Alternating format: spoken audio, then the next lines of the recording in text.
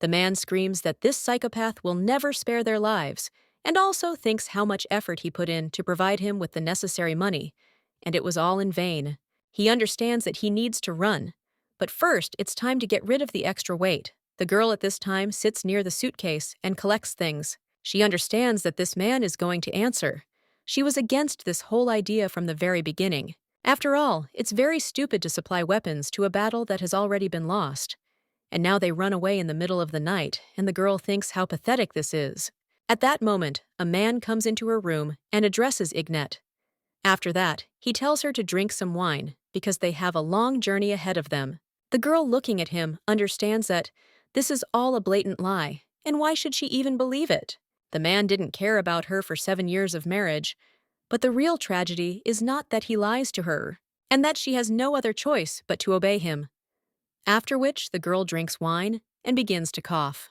The man just says what a fool she is, and the girl wonders if he really poisoned her. Her husband says that she is now useless and asks why he should take her with him, although since she helped his business grow, he will grieve for her a little. After which, the young lady falls to the floor. She realizes that she never had the power to make her own decisions. But the girl still doesn't want to fall into eternal sleep like this. However, if it does have to be done, then I still want to see the face of one person for the last time. At that moment, someone asks the man if he is the head of the Baron Trade Association, after which this man keeps swinging his sword, and the young lady realizes that he is there.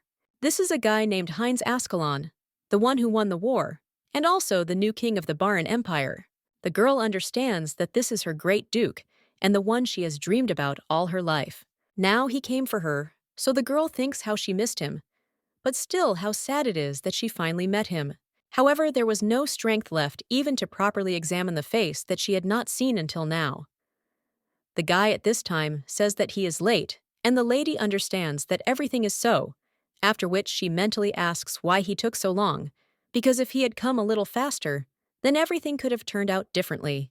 The guy didn't take part in the conquest of the Black Forest, and she wonders what would have happened differently. 8 years ago, the main character's father claimed that her wedding would not take place. The girl then asked her father if something had happened, to which he replied that the Grand Duke had been sent to Vanguard to conquer the Black Forest, and would not be able to attend the wedding. He intended to put an authorized person in his place. So they will do the same. The Duke will come for her as soon as the campaign is over, and until then, she will remain there. After the man leaves, the maid asks the mistress if she is okay, because she knows how long Ignette has been waiting for this wedding. The main character replies that she is fine, and the maid then asks how the bride who cannot attend her own wedding can be fine. The girl understands that as a maid, she said she had been waiting for her wedding since she and the Duke were children, and as long as the girl can remember, she has always been alone.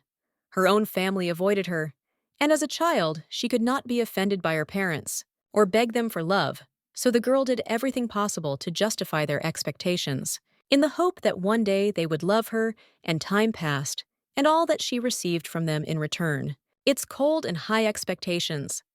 The girl realizes that maybe that's why she was so intoxicated by the idea of becoming the perfect Grand Duchess, because if she became a perfect Duchess, who would perfectly cope with the house government and take care of people, then she would be loved.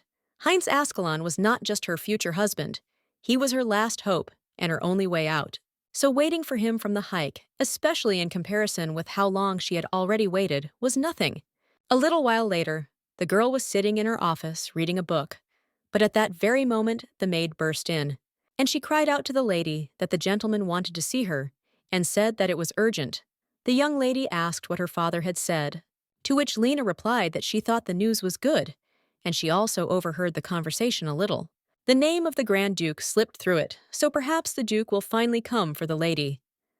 The main character thanked her maid, and walking down the corridor, she realized that her husband had finally arrived, and that the dream that she had been waiting for her whole life to come true would finally come true. When the girl ran up to her father's office, she knocked. The man told her to come in, did so, and also asked her father if he had called her. The man replied that he had, and her divorce from the Duke had finally taken place, so he will start looking for her next husband. The young lady then asked in shock if he had said anything about the divorce, and what does he mean by this because it's so sudden, and she doesn't understand anything. The young lady also asked if the Duke had said that he no longer wanted to marry her, but the man claimed that they had no other choice, because His Highness had stopped sending her financial assistance. The girl in shock asked if he was talking about financial benefits and whether he had really been taking money from the Grand Duke all this time. Her father cried out that of course she was already a married woman and he was no longer financially responsible for her, after which he also said that the discussion was over, so let the girl go back to her room, and he would call her when she finishes with the details of her next marriage. The girl understood that it was unthinkable for her to disobey her father because she had dedicated her life to becoming an impeccable Grand Duchess and never asked for anything else. Well, in the end, it all came down to money. The main character had no leverage, let alone power, and she couldn't stand up for herself. All that was left for Hay was to marry again. And on the eve of her third wedding, as the girl was walking down the corridor, she heard the maid addressing the master. She also begged him to reconsider Ignette's marriage to this man, for was she not his dear daughter? That's why the maid asked to postpone the wedding just this once, but the man only got angry and said how ridiculous the girl was, after which he screamed how dare a servant interfere in the affairs of his masters, and hit the girl. When the main character entered the room, she saw that the maid was lying on the floor unconscious. The young lady then approached the maid and asked her to wake up, and the man said how inopportune this was. But he still claimed that this would be a lesson for his daughter, and if she or anyone from her circle dared to go against his will, the same fate would await them. The young lady understood that she had learned his lesson and lived obediently. But in the end, all that awaited her was a miserable plunge into eternal sleep at the hands of her third husband. The girl understands that he will not get rid of her even if she falls into eternal sleep, because the mere thought of how she was used all these years makes her furious, so she cannot fall into eternal sleep like that. And yet she is glad that the Duke was there and held her hand as she fell into eternal sleep. A little while later, the girl opens her eyes and jumps out of bed in shock. Looking in the mirror, she wonders if this is a dream or the afterlife. But when she looks around, she realizes that this is her room. And she also looks younger, but is unsure how old exactly. The young lady understands that her third wedding has not yet taken place. But then she thinks that she is alive after all, and somehow returned to the past. This makes the girl start to cry, and she realizes that she doesn't want to live such a miserable life anymore. At this time, someone turns to their mistress and claims that she is entering. It turns out to be a maid, and she wishes the lady good morning. The young lady only remembers how the maid lay unconscious in a pool of red liquid, and now she immediately jumps into her arms and also understands that she begged them to save her. Ignette also asks if this is really Lena, after which the maid is surprised, and the main character now understands and knows why she returned to the past. After all, she was given a chance to correct her mistakes, and she will never forgive all those people for anything, who ruined their lives. The maid at this time turns to the mistress and claims that her eyes are swollen, and she should be upset that she won't be able to attend her own wedding, but she shouldn't cry. The main character asks if she is talking about a second or third wedding, after which the maid screams, "What is this, mistress?" Of course she is talking about the first one. The young lady understands what today means, the day of the wedding with the Grand Duke Heinz Ascalon. A little while later, the girl goes to her father's office, and when she comes in, the man asks what happened. The young lady realizes that he hasn't even looked up, but she still tells her father that she would like to discuss the wedding. After all, she believes that at least she should take part in it. The man says that, as he already said, the Duke will send an authorized person, and he sincerely hopes that the young lady has a good reason for raising this issue again. Ignette tells the father to listen, and claims that His Highness is unable to attend the ceremony because he was sent to war, and if for any reason the Grand Duke will contact the king about this, it would put him in an awkward position, especially if they didn't do anything themselves. So just in case, at least, she should take part in the ceremony. The man then says that the girl's point of view is clear to him, so he allows it. The young lady thanks her father and then leaves.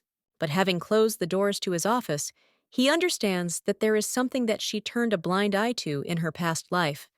And the main thing is that she can accept it now. Her love for her family has always been unrequited, and now the girl is taking her first steps. She will no longer expect love, affection, or warmth from them. After all, she must leave her family behind and walk away without looking back, because that's the only way she can survive. A little while later, the young lady is already heading to her wedding in a carriage. The woman sitting in front of her asks why she is so eager, because there is nothing special about weddings.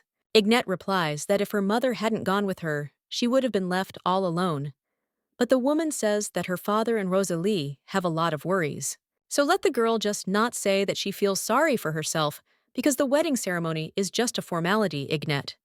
She understands that she already knows how her parents treat her, but she still can't stop feeling sorry for herself. The girl also thinks why the pain doesn't go away, and understands that she needs to pull herself together and concentrate. After all, now she only has one thing to think about. She is getting married to her first husband again. This is the Grand Duke Heinz Ascalon, and the only man for her. When the girl gets out of the carriage, the Holy Father greets her. By any chance knows where His Highness's authorized representative is. The maid looking to the side tells the mistress that this is the most handsome man she has ever seen in her life. It's like he came down from heaven.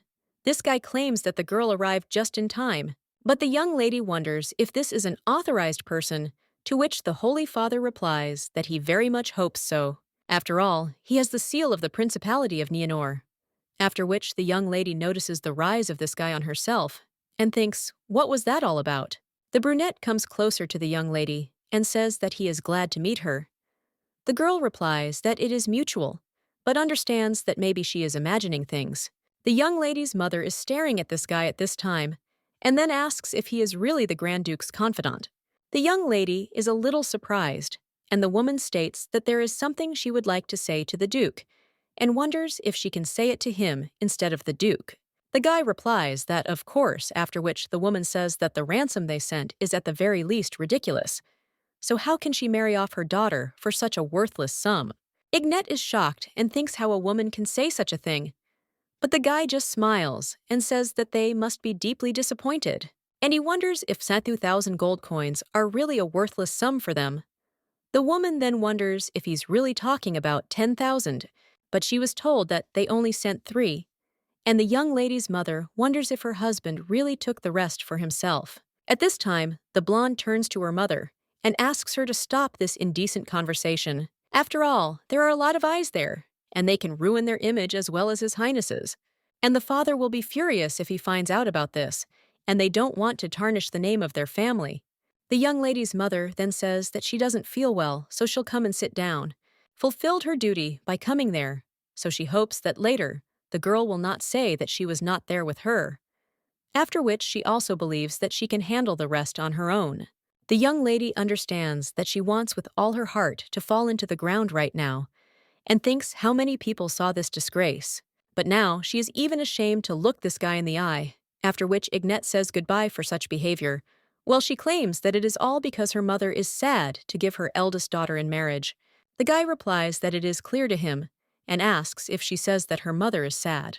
The Holy Father at this time asks whether it is worth continuing the ceremony, after which he tells Lady Herkea and His Trusty Highness to follow him. A little while later, they approach the room, and the Holy Father asks them to wait there. He will return for them when the ceremony officially begins, after which the man leaves. When these two are alone, they both start talking at the same time. The brunette, then with a smile on his face, tells the lady to continue. And the girl thanks him, and also states that she would like to ask him for a favor. She holds out the letter and asks if the boy could deliver it to His Highness.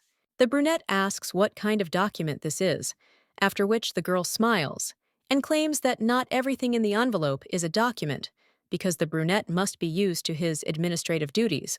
This envelope contains only a letter, but it is very important, so the girl hopes that he will be able to deliver this letter personally. And the young lady also asks if he could pass on some more. There is something she hopes that he will be able to send a response directly, and not to send a letter to the estate, because she would like their communication with him to remain a secret from her family. The guy then asks if he can inquire why, after which the young lady asks her forgive, but is afraid that this is all she can tell him. The brunette replies that he understands, and if His Highness answers, he will hand over his letter to her personally. The blonde replies that she is sure that he will answer, and the Duke's deputy says that the lady seems convinced of this. The blonde replies that of course she is convinced, and he thinks that His Highness was the only one who was there and held her hand when she breathed her last. After which the lady with a smile on her face says that he is now her husband. The brunette claims that he will give this letter to His Highness, and the young lady thinks that this is great because she may not be able to see him, but at least they have the opportunity to communicate. The young lady then thanks the guy and then asks what he wanted to say. But at that very moment, someone outside the door announces that the high priest has arrived for the ceremony and asks to be allowed to lead them into the hall. The brunette says that he is afraid now they have more important things to do, after which he suggests goings. The young lady heading towards the exit of the room understands that from today, she is once again the wife of the Grand Duke Heinz Ascalon, a dream she once gave up without trying to fight. This time it might come true, so she grabs onto it with all her might. The girl understands that Emperor Baron had two sons. The elder was kind but very weak. The younger one was narcissistic and greedy. The emperor loved them both, and after much deliberation, divided the kingdom in two. The elder one got the part of the kingdom that was larger and warmer. The younger one, in turn, got the smaller part, the lands of which were deserted and barren. The younger son became angry and poisoned his own father and forged his will. The elder brother was forced to live in the lifeless lands of Nianor, and this land was reduced to the status of vassalage of their lands. And also, the conquest of the Black Forest was the result of the king's tyranny.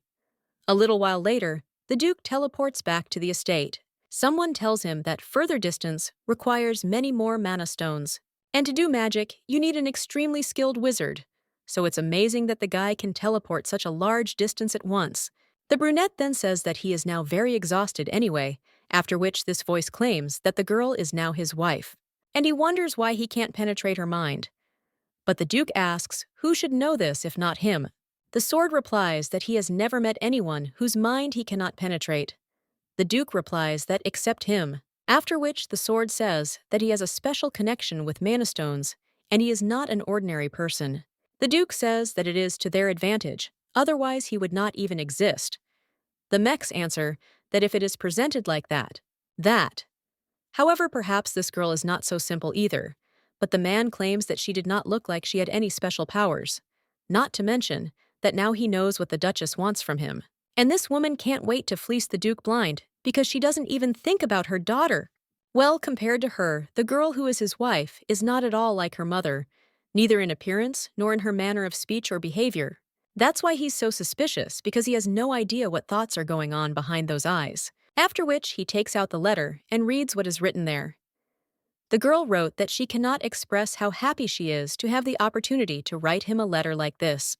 Now her name is Ignat Ascalon, and she is his legal wife, as he is her legal husband. So the girl hopes that he will not take care of this. On these rights, she wants to turn to him with a request. Soon her father will ask him to pay for her some kind of allowance that he will agree to send. But instead of paying her father, the girl asks him to send this allowance to her personally. This is her first request, and if the Duke agrees to her to fulfill this, she guarantees him her eternal devotion. The girl also wrote that she would look forward to when they meet again, and if her father sends the Duke a request for a divorce, she asks him to tear it into small pieces and… The brunette reading this letter says that it is quite curious, and also he relied too long on the sword's ability to read other people's thoughts. So now he has to read her emotions himself and listen to what she says. Sword asks if not all ordinary people live like this, and he gets the feeling that it is all his fault. At that moment, someone else enters the room and says that the boss returned earlier than he expected. The brunette replies that yes, and asks if he missed anything, and if there is any news about his father. The blue-haired boy replies that they received a warning, but no one answered it. The Duke says it's a good job, and his father should know that he personally attended the ceremony, to which the servant replies to the boss that it is natural because he knows how his father feels about matters concerning the kingdom. He was beside himself with rage upon learning that the Duke was being sent to the front. It's nothing more than a political marriage, but his wife's family demands part of the money allocated for the campaign, and now he understands why he didn't want to show up at his wedding. The Duke replies that the wedding would have taken place regardless of his presence. The guy with blue hair answers that this is correct, and that he will leave the boss at this point, after which he leaves and wishes him good night. But the Duke tells Kahin to wait, because he needs him to find out everything he can about Herky's family and his newly minted Grand Duchess. A little while later, the main character heads to the carriage, and one of the knights claims that he was informed that she intends to visit the shopping district. The girl understands that, judging by everything, this is Lena's doing, because she is worried about her. At this time, the knight asks to allow him to accompany Her Highness, and the girl understands that this is the same person, that he accompanied her on her wedding day, and his name was supposedly Sir Greek. He worked for Sir Galbert even when she was a child. And the girl thinks that let him do this at the request of the maid, but she is still grateful to this guy for his help, after which she extends her hand and says that she will gladly accept his offer. Well, at that very moment, someone runs up to the young lady and screams her name. It turns out to be the girl's sister, and Ignette asks if everything is okay. The lady with red hair wonders if sister could go to meet her patronesses for her, since she has urgent business, and she simply cannot go there. The main character says that the girl needs to come there herself, or let her report that she won't come herself. Rosalie says that, well, don't answer, all the patronesses will be there, and if she doesn't show up, she'll tarnish her reputation. Her sister is going somewhere anyway, so why doesn't she just drop in on the way? Red-haired lady hugs her sister and asks her to drop in for a second, and also write her name in the attendance book, because they are sisters and should always help each other. After which, the main character's sister, with a smile on her face, says that it's time for her to go, and she also relies on her sister Ignette, tries to scream to her sister, but she is already running away. After which, the young lady sighs and wonders when Rosalie will grow up. The maid wonders what the mistress is going to do and whether she will come to meet her. Ignette. She replies that no, and they go to Rivertown because she has some business there, and there is someone to meet. The girl realizes that in her past life, she was forced to work in her husband's trade association. The business was as successful as it could be, but despite all her efforts, there was never even a small share left for her. Success has crumbled like sand through your fingers, but now everything will be different. The girl goes into one of the stores, after which she turns to the miss and claims that she noticed that the store is up for sale, and she is also interested in buying it. Ignette understands that this time she will achieve success on her own. A short time later, she signs a contract and receives ownership of the buildings. The woman claims that as they agreed, the store will be put in order next week, and then she will give her the key. The main character smiles and realizes that her name is there, after which she says that they will see each other next week. When the girl leaves this store, the maid whispers and asks if the lady is sure that she wants to spend her savings on this. After all, even though she was offered a good discount, she had been saving for so many years. Ignette replies that everything is fine, because if she hadn't spent the money, they would have taken it from her anyway. The girl thinks about how she got enough money to buy her store, and when she was younger, she visited one temple. During one of her visits, she had the opportunity to translate texts from the East. Constantly offered work by working gradually and persistently over several years, she was able to save up some money. In her past life, her mother found her savings and took them from her. Now the young lady tells Lena to look on the street opposite this store. After all, even though the building itself is old, it is located near busy streets. This is a great place that will attract the attention of passers-by. The blonde also asks what else one could want for a store, and this building needs a little renovation, at least after which it will start to attract a crowd. Ignette understands that she has some information that she got from her past life. The maid tells Her Highness that she is not sure about this, but the main character assures her that everything will be fine. After which, she heads to karate and realizes that there is one more thing left to do. Ignette turns to the knight and asks if he could take them to the Aran market. The girl realizes that the really important thing is about to begin. The knight claims that he should warn her that this is not the safest place, after which the girl says that it is good that she has him. She also wanted to ask the knight for a favor when they got to the market. When they are already in the carriage, the maid screams at Her Highness that she should under no circumstances do this, because they can't leave her one because it's too dangerous. The girl claims that she needs to meet someone there and she needs to win him over to her side. However, he is extremely cautious, and if the two of them are near her, it is unlikely that the guy will approach her. The young lady realizes that Isaac Bacon is only a year younger than her and comes from a long-lost noble family. thanks to his exceptional talent, the boy has become the general manager of her husband's trade association. And he was the only person who treated her with all sincerity. He stayed by her side even after work hours and told her different stories, through which she could escape from the reality that was suffocating her. The only clue she has about his whereabouts at the moment is the fact that when he was a child, he was an honest pickpocket on the streets of the Aran market. So the plan is ridiculously simple, and the girl will wander around the market alone, holding her handbag as bait in case someone tries to steal it. Then, with the help of the knight who watches her from the front, or the maid who watches her back, they will catch him. The main character doesn't know if she will meet this guy today, because she's not even sure if she will be able to talk to him, but there is no other way. A little while later, the girl realizes that this is the last street, and they caught a bunch of thieves, but none of them were Isaac. He thinks that maybe she didn't notice him, or maybe he realized that she wasn't alone, and so he didn't try. But if she doesn't find it today, she'll try again tomorrow. At that very moment, someone touches the young lady's purse, after which he snatches it and starts running away. Ignette understands that she won't confuse this golden hair with anything because it's Isaac, after which the girl screams so that the maid doesn't let him escape, but the guy immediately pushes her away. The main character immediately runs up to her and asks if she is okay, after which the maid apologizes and tries to say something. But the knight grabs the boy Ignette. He thinks how fast it is, and whether he really caught up with him from the other end of the alley. The knight claims that he caught this thief. The guy only screams to be let go. The knight asks if the guy is really encroaching on the property of a defenseless woman, so let him at least have pride if he has no money. But the blonde screams that maybe he himself will try to starve because he should just look at him. The young man also asks if he is talking about pride and character, because he would have had all of that. It seemed to him that there was nothing more important in life, but when he lost absolutely everything, he despaired. And then life taught him a real lesson if he goes into eternal sleep there. And then what was the point? He knows that stealing is not a very noble thing, and that is why he lives such a miserable life.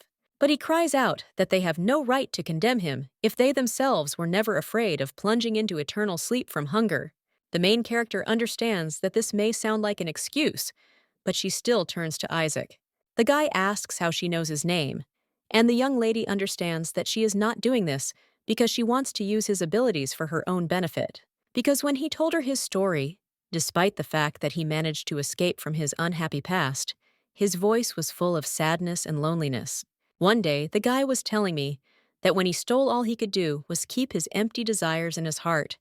The girl asked what kind, for example, to which he replied that if he was ever caught, they would not take him by the hand to drag him off to a prison cell. This was the main reason why she began to feel sympathy for this guy. And now the young lady extends her hand and asks if he would like to work for her. Ignette wanted to extend her hand to young Isaac, to fulfill his empty wish that he kept in his heart. Isaac can't even imagine how happy he made her. The guy at this time understands that he still could not stop thinking about it. He also remembers someone screaming that they robbed the poor villagers to do their dirty deeds, and they should take everything from the Becuns and execute them. The young man did not understand why his family took the blame on themselves, and why they allowed themselves to be put into eternal sleep. And also, why did the weakest one manage to survive? The guy thought how he wanted someone to extend a hand to him, gave him the strength to rise and take revenge, whoever it was. A little while later, the girl is in the carriage with this guy and says that she is afraid there is no better place to talk. Ignette understands that he is still wary, but at least he looks calmer. But that's good, because that way they can talk. The young lady then asks if Isaac wants to get together, which surprises the guy. And he asks how she found out, to which the girl replies that it doesn't matter now. But the truth is that he was the true heir to the Becun family, not his brother, and that his family did not deserve everything that happened to them. And the only question that matters now is whether he wants revenge. The guy claims that he lost everything: his parents, his brother in one moment. So of course he wants revenge. The main character understands that this is exactly the answer she was expecting, because that's the kind of person he is. In order to take revenge, he infiltrated the ranks of the enemy association and patiently waited for the right moment. The girl says that for this he needs power, and the fact that he was once the heir of the Becun family is not enough for her to trust him with the job. The young lady invites the guy to look out the window and asks if he sees that small shop. after which he invites him to prove himself and also to work to gain influence step by step. The young man then, with tears in his eyes, says that he will show the lady what he is capable of. And the main character strokes his head and also says that this is a great choice.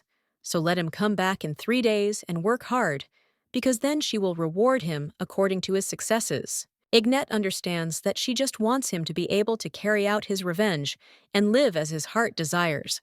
She believes that the same applies to her. When the guy gets out of the carriage, the knight asks Her Highness if this is the same person she was looking for. The girl replies that this is true, after which the knight states that he will not ask her how she found out about him. And of course he understands that this guy was once part of an influential family, but now he is just a petty thief, so he asks if the lady is sure of her choice. The girl asks the knights not to worry because the guy is young, but he has a clear goal and purpose. The blonde also claims that she has another request for them and says that they should forget about everything that they saw today, this whole question of life for this boy. The maid then nods and tells Her Highness to rely on her. The girl understands that you are a maid, she is sure. But she's not a knight yet. Working in a trade association has taught her to see the essence of people, say with confidence that he is not one of those who attaches.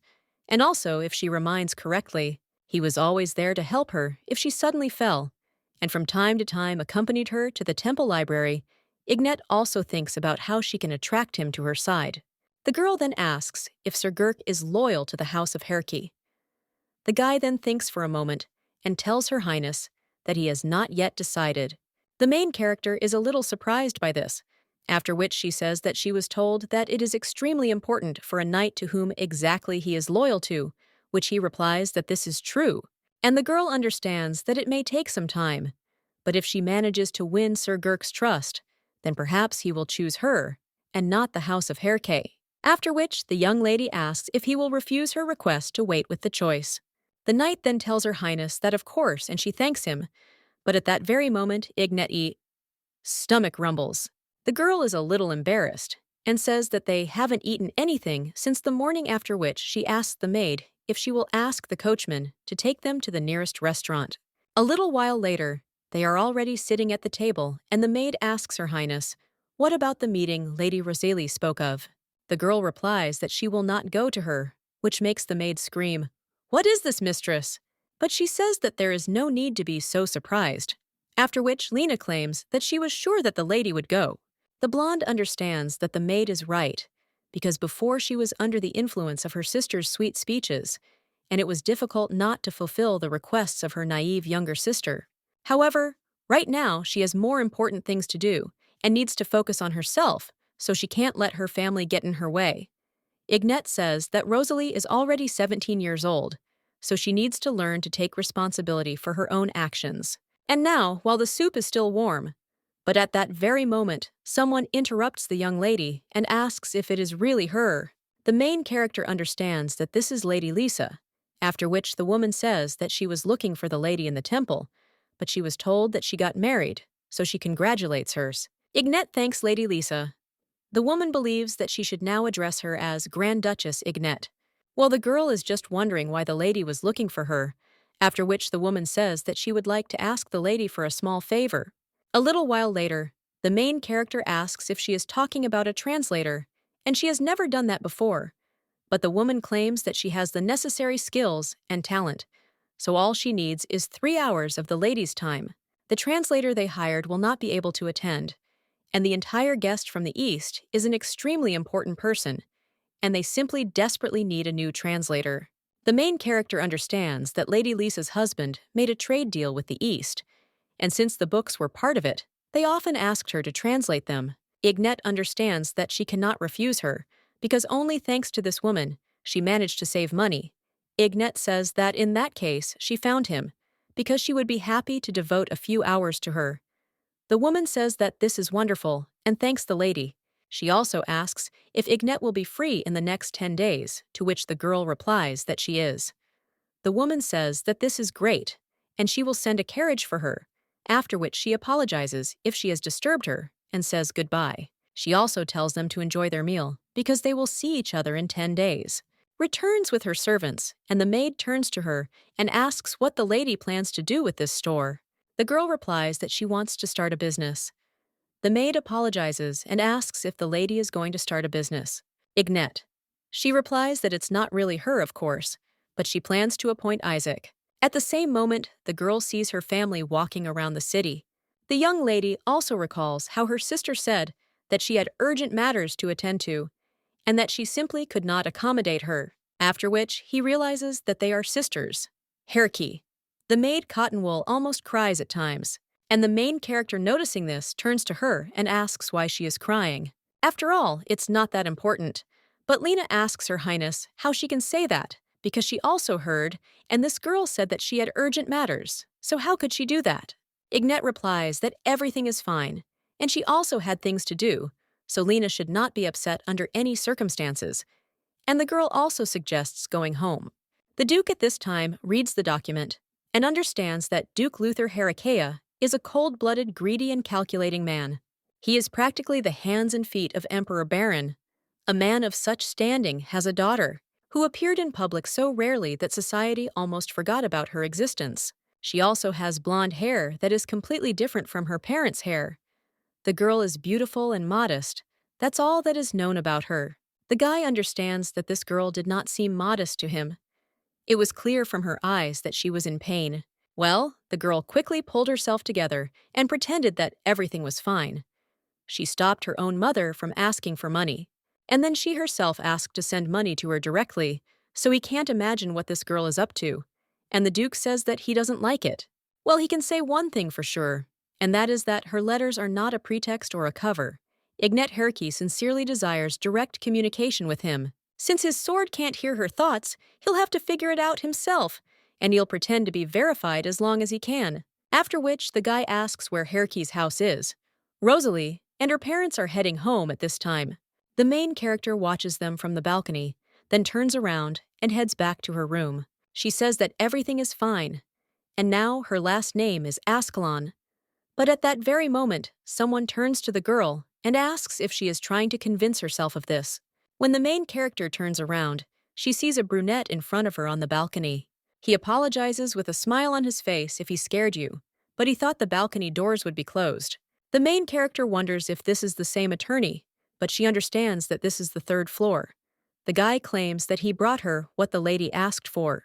And showing the letter, he asks if she will let him in. Ignat understands that this is the answer from the Duke, after which he says that he should come in and settle down over there.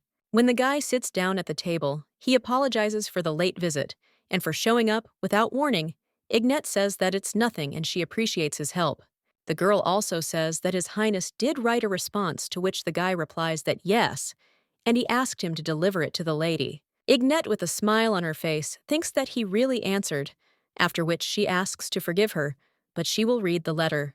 And in this letter, it is written that the Duke sincerely hopes for her understanding, because he had no other choice but to send a confidant to their wedding. In turn, he understands why she had to stay at the Herkey estate and why she asked him to send the cash allowance directly. It also says that all this does not depend on them, and the girl understands that she should have guessed that her father was behind everything. Wedding attendant, and the reason she wasn't sent to Ninor were all her father's doing. But the girl thinks what a relief this is, because it's not because the Duke didn't want this marriage. The young lady also asks if His Highness has conveyed anything else, and was she even a little interesting to him? The brunette says that unfortunately, he knows nothing about this, and he received this letter by carrier pigeon. The young lady then says that it is clear, but the guy replies that he is sure that the girl is extremely interesting to him.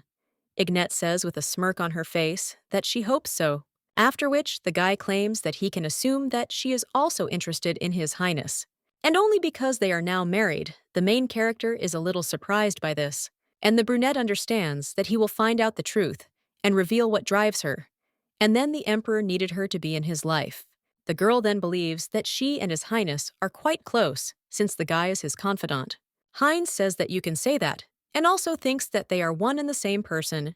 The young lady then asks what kind of person the Grand Duke is, and the brunette asks what exactly the lady wants to know.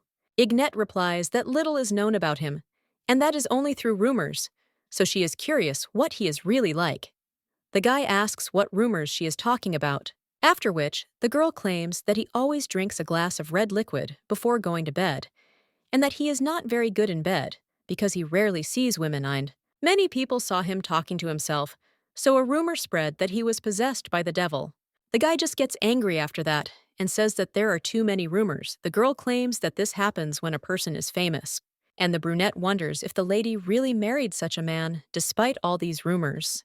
Ignette claims that she does not attach any importance to them, and that these rumors and the truth are completely different things, so it is necessary to first verify everything for yourself. The brunette asks if this is really so, and in that case, she should just introduce us to His Highness. The girl is a little surprised after this, and apologizes, and also claims that she did not want to. But her interlocutor says that everything is fine, and he understands, after which he asks if she has any other questions.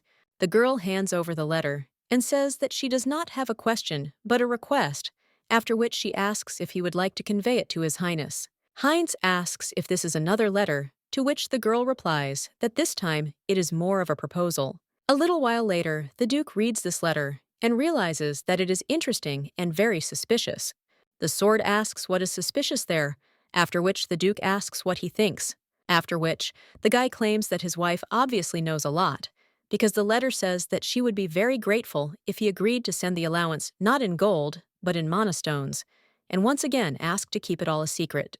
The Duke understands that monastones are magical crystals that can be used even by those who lack supernatural abilities to use any magic they want.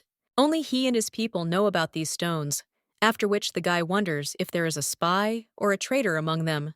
But he understands that this is not so because Darren would have caught him in an instant, or perhaps the Emperor knows about these stones.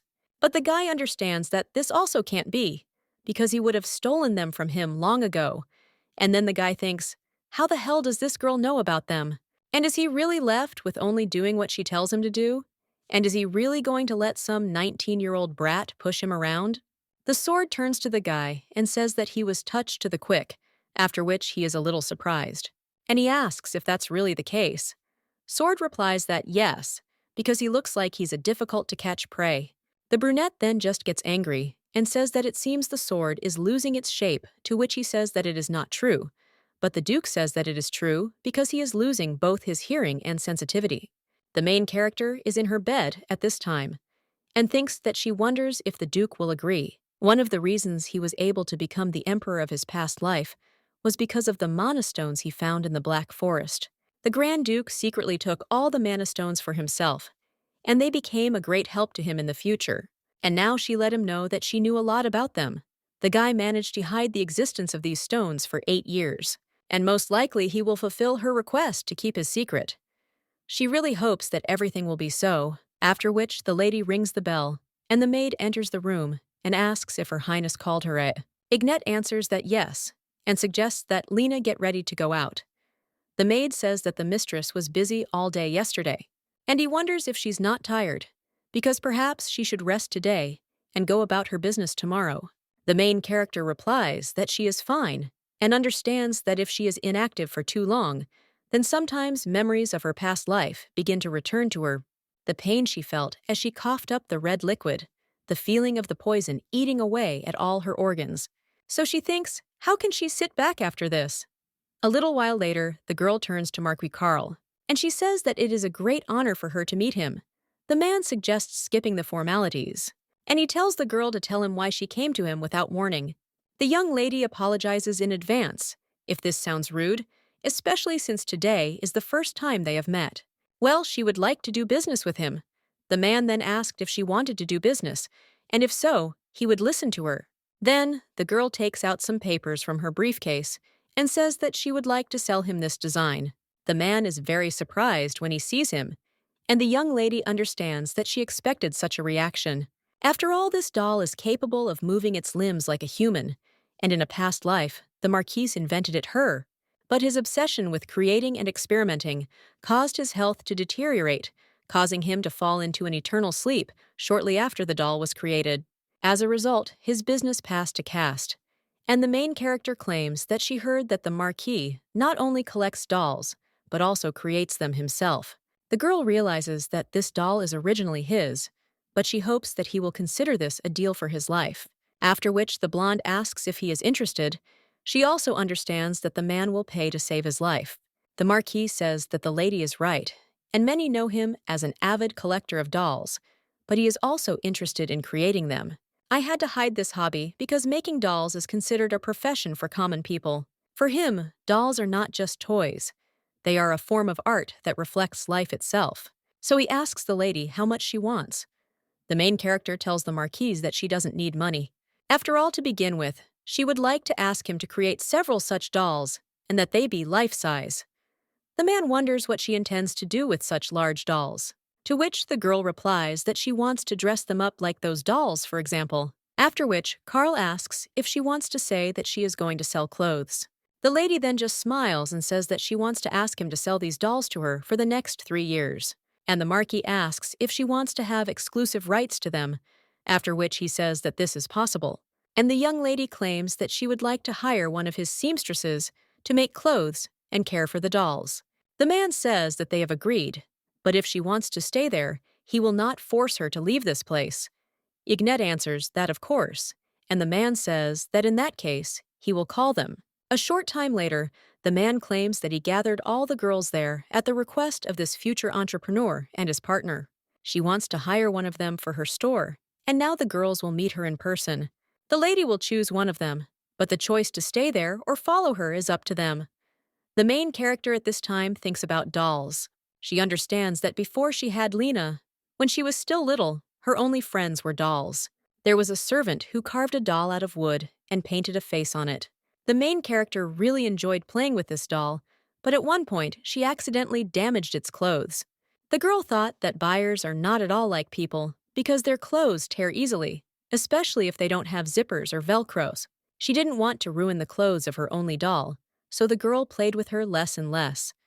Perhaps it all started because one day the little girl wanted to have enough money to dress her doll in different clothes. Then the main character approaches the first candidate and asks if she will show her her work. She also thinks that there is nothing special so far, after which she approaches another girl. But then he is a little surprised because he understands that these designs were not created for dolls. They have zippers and buttons, so this girl is clearly not chasing money. After all, she has a real passion for creating clothes, after which the main character asks what her name is. The girl, embarrassed, says that her name is Vanessa Ignat, says she's pleased to meet you. She also claims that she is looking for a designer to open her own store. She asks if she likes creating clothes, and she answers that she does, and she likes it. And the young lady asks, how about becoming her designer? The lady with red hair, with a smile on her face, says that she would be happy to do it. And the main character shakes her hand and welcomes her to the team. A little while later, she is already returning home. The girl understands that today everything went exactly according to plan, and she managed to make a deal with the Marquise and also find a designer. At this time, someone turns to the young lady and asks if she has been to the temple again. It turns out it's her father, and the girl wonders what he's doing there. Well, the man just turns around and says that it doesn't matter. Therefore, let her hurry up and go inside. To which the girl agrees, but still thinks who this person is, next to her father. And is it really a guest? Well, when the lady looks at him, she is very surprised. She understands that this guy has a smile that gives goosebumps, and she knows him because this is her second husband, and his words are clearly imprinted in her memory.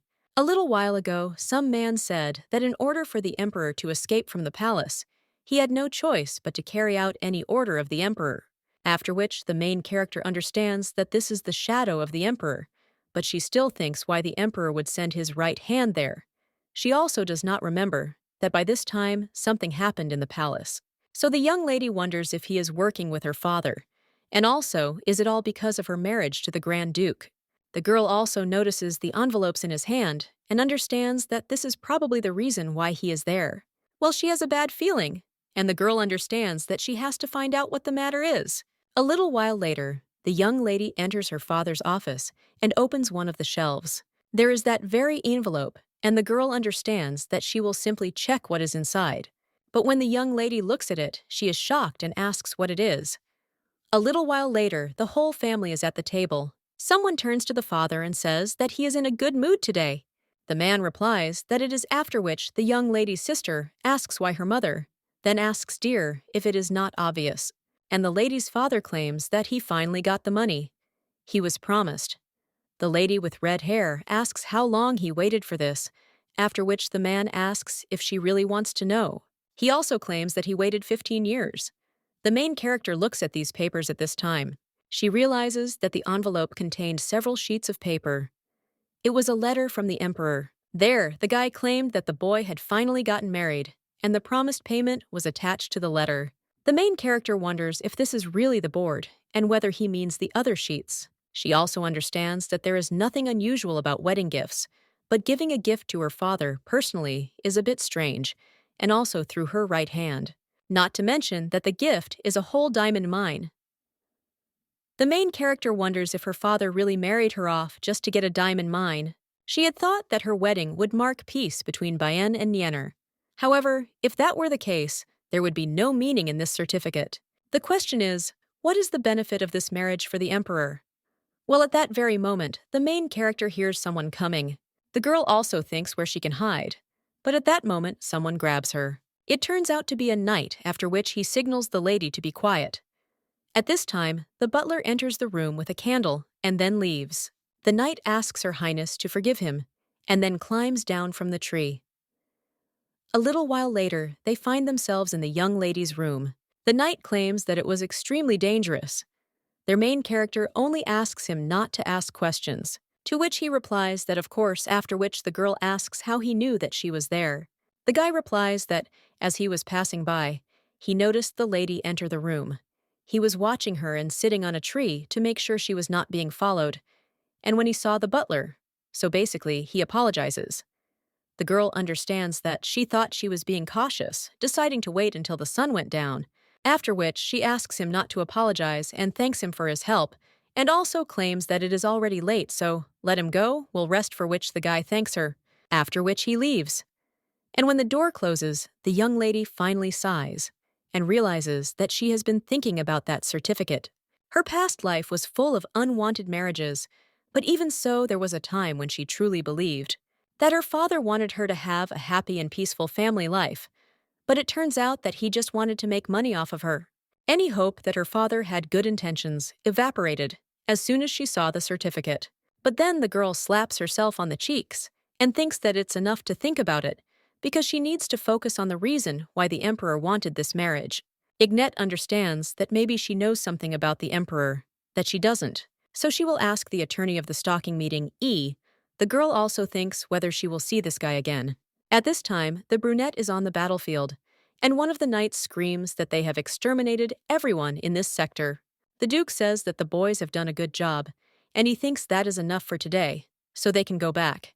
He also says that the merchants should be escorted back. Merchants are the people who activate the magic in the monastones.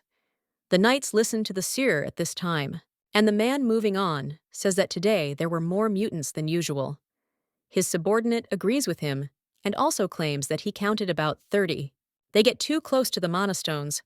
At this point, one of them realizes that sometimes the purest mana gathers and forms stones. Stones that can be found in the forest, their power and frequency are unrivaled. But if the stone is swallowed by a monster, then he becomes much stronger and more ferocious. Kahin then claims that he does not understand.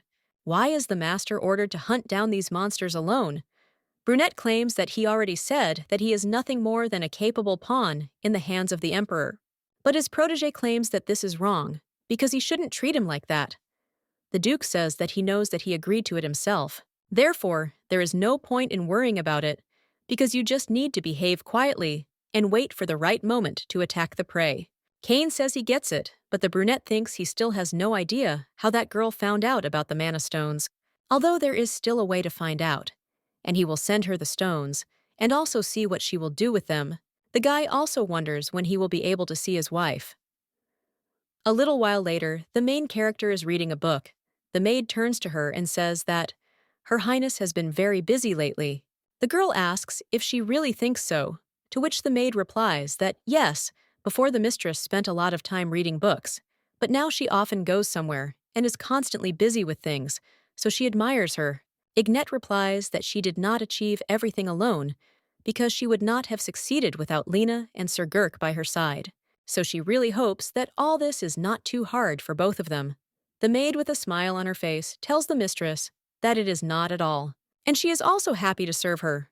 Well, the maid also says that the lady should take better care of herself, and she went to Marquis Charles again today. The girl replies that, yes, and there are still many details that need to be discussed. After which the maid says that the lady should rest before tomorrow, to which she replies that she definitely should, and let Lena rest too.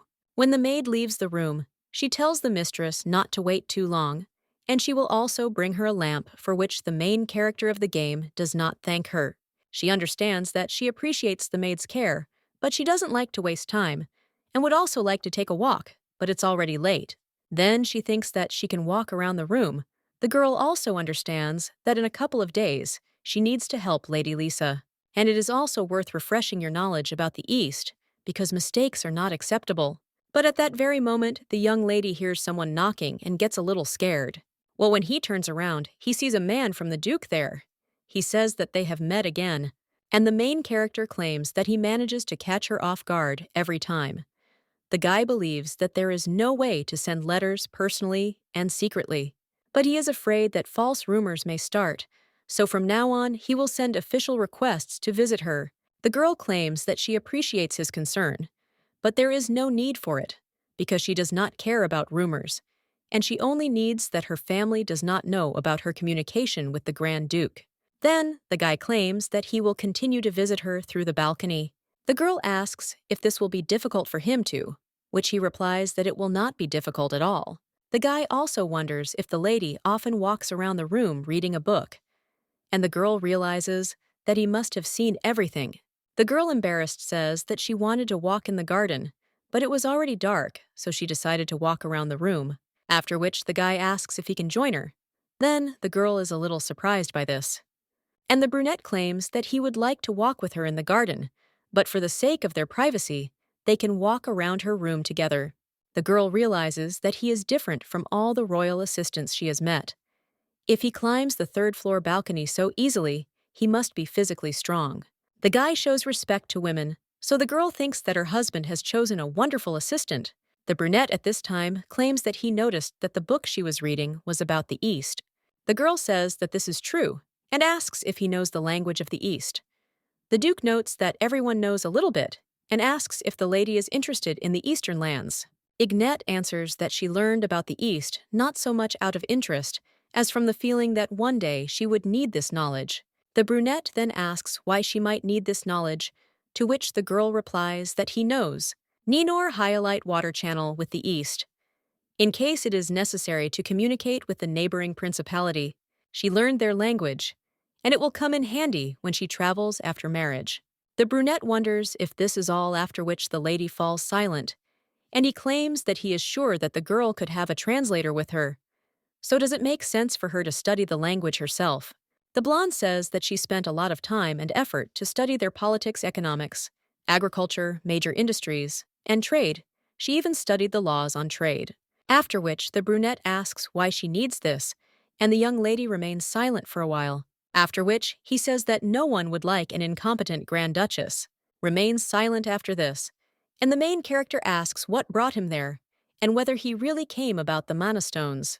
The guy replies that yes, and he brought them too, which the young lady rejoices and asks if this is true. The girl also asks to convey her deepest gratitude to the Duke. We accept, also says that first there is one condition. After all, the Duke asked him to find out what the lady would use these stones for. If she tells why, then these stones will be hers. The main character, then with a smile on her face, claims that she will gladly tell, after which she snatches these stones from the guy's hands and claims that it would probably be better to show them. But first, she needs to prepare everything, after which the girl asks if he will wait a little. The Duke agrees and states that in that case, he will wait.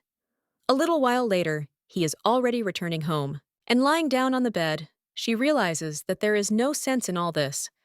The girl keeps their meetings a secret from her family.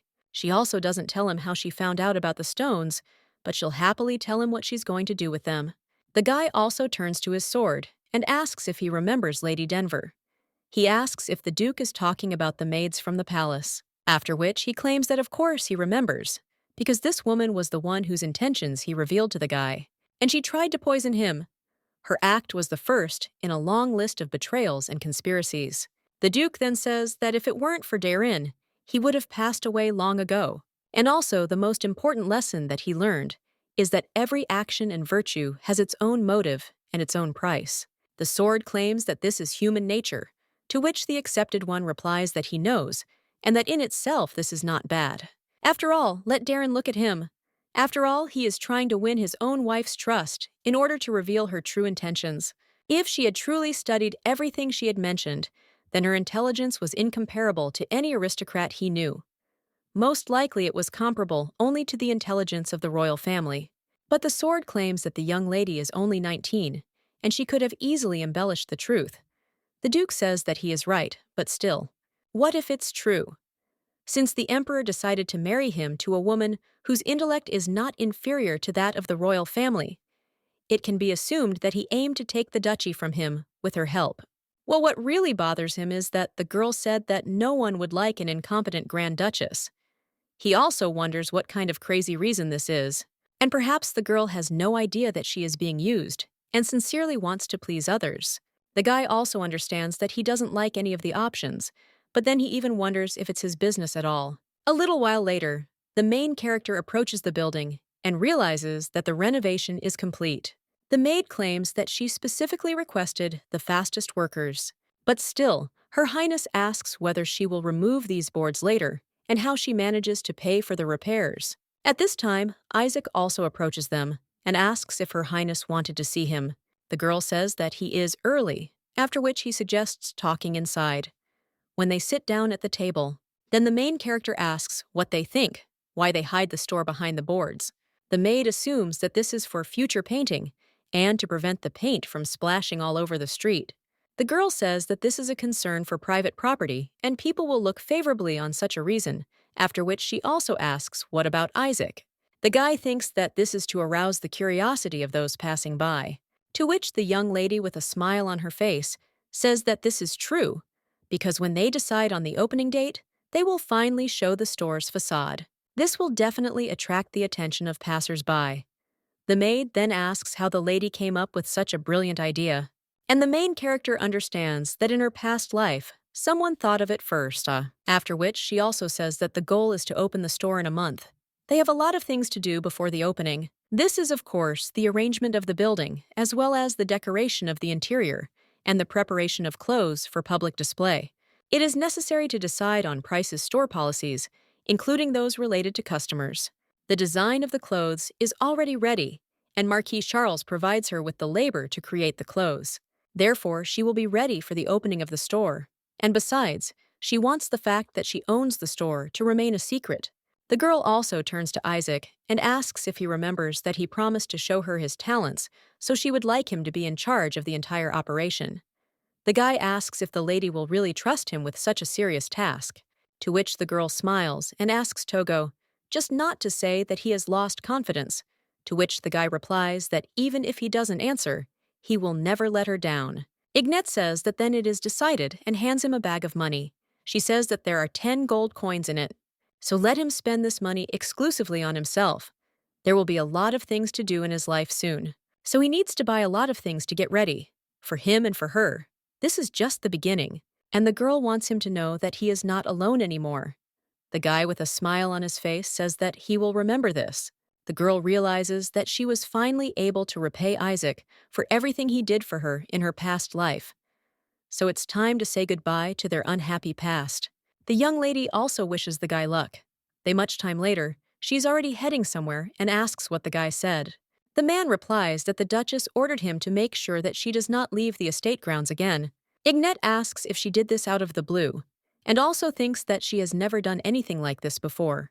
The butler states that he dare not doubt her ladyship's judgment, and she has mentioned some guests who will arrive tomorrow, so her ladyship requires her presence at dinner.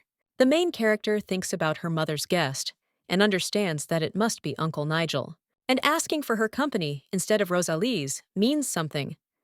After all, the woman must want to protect her precious youngest daughter from this disgusting man, and the very thought of him makes the girl sick, after which she tells the butler to tell her mother that she will not be able to attend because she has other important things to do. The butler asks for forgiveness, and the main character says that this is the mother's bone after all, and her presence there is not necessary. But the guy claims that this is an order from Her Highness, to which the girl says that he may have forgotten, but she is already a married woman, and her mother is no longer her patron. And from now on, let him address her according to her title of Grand Duchess, unless he wants to bring shame on the Herky family by demonstrating his ignorance. The maid is a little surprised by this, and realizes that she has never seen Her Highness snap like that. At this time, the young lady turns to Lena and asks if she is coming after, which the maid immediately runs after the mistress. The main character at this time understands that she reacted in this way for the first time, and it was not as scary as she assumed. This was enough to feel for the first time in her life that she is the mistress of her own life. As they move on, the maid asks Her Highness if tomorrow is already the very day Lady Lisa spoke of. The maid also asks what the mistress will do if the Duchess of Herkea does not allow her to leave the estate. Ignette replies that she doubts that the woman will stop her, as it is unlikely that she will want to put their family problems on display. While the maid says that she is still worried, after which she also points to the enchanted store where they made the order. That's why she can't believe that she will see magic with her own eyes. But at that very moment, someone screams for the guy to get out of the way. One man shouts that he will not hesitate to use this dagger. The young lady understands that he is speaking in an Oriental language and thinks that at this rate, the situation could escalate into a conflict, after which she tells them to wait. The blonde guy asks if the girl speaks his language. She replies that she does not speak much and asks if he could hide his weapon. The merchant then asks if the lady understands him, to which she replies that she understands just a little and asks them to tell her what happened there. The merchant says that the woman took out her purse to pay for the purchase, but this guy appeared out of nowhere and tried to snatch it from her hands. The lady with green hair screams that this stranger almost robbed her. Ignette understands that he is wearing traditional Oriental clothing and that this is what is worn in high society. Lisa told her about him, but the girl doubts that he would engage in robbery. After which, the main character claims that they say that the guy tried to steal this woman's wallet and wonders if she can ask why he did it. The guy with the blonde hair asks if she means this wallet and then claims that it is his. He had encountered this woman a little earlier and believes that it was then that she stole him. The main character translates that this man says that the wallet belongs to him and the girl stole it. Well, she just screams, "What kind of blatant lie is this?" Because there are plenty of witnesses around that he tried to clean her out. Ignette. He claims that then all that remains for them to do is find out who the real owner is and asks if the girl will tell him what is in it. The lady with green hair replies that, of course, it is money, and to be more precise, the currency of their country. The main character then asks the guy if he could describe the contents of the wallet to prove that it is his, to which he replies that yes, there is something in there. After which, he claims that there is a lining with his name embroidered in gold, and the girl can verify this herself. The main character translates that this guy says that his name is embroidered on the pad inside, and she will check. Ignette also asks what his name is, to which the guy replies that he is Kahin, and the young lady says that everything is correct because the name Kahin is really there. The people around then say that the girl did not say anything about embroidery, and did she really try to rob him? The lady with green hair then turns around and starts running away, after which people scream for her to be stopped quickly. At this time, Kahin thanks the young lady for her help. He also claims that he would like to repay her debt and asks if she would like to join him for a meal. The girl thanks him and claims that he is very kind, but unfortunately, she has to go. She also wishes him a pleasant time, to which he thanks her. But he claims that if they meet again, he will definitely thank her. After this, the main character goes to the magic shop. Then the worker claims that the magic is activated, and the main character is surprised and says that the color of the stone has become more saturated. The maid claims that she has never seen anything like this, and it is amazing. The guy behind them also says that it's really amazing, after which the maid whispers to her mistress if he was following them.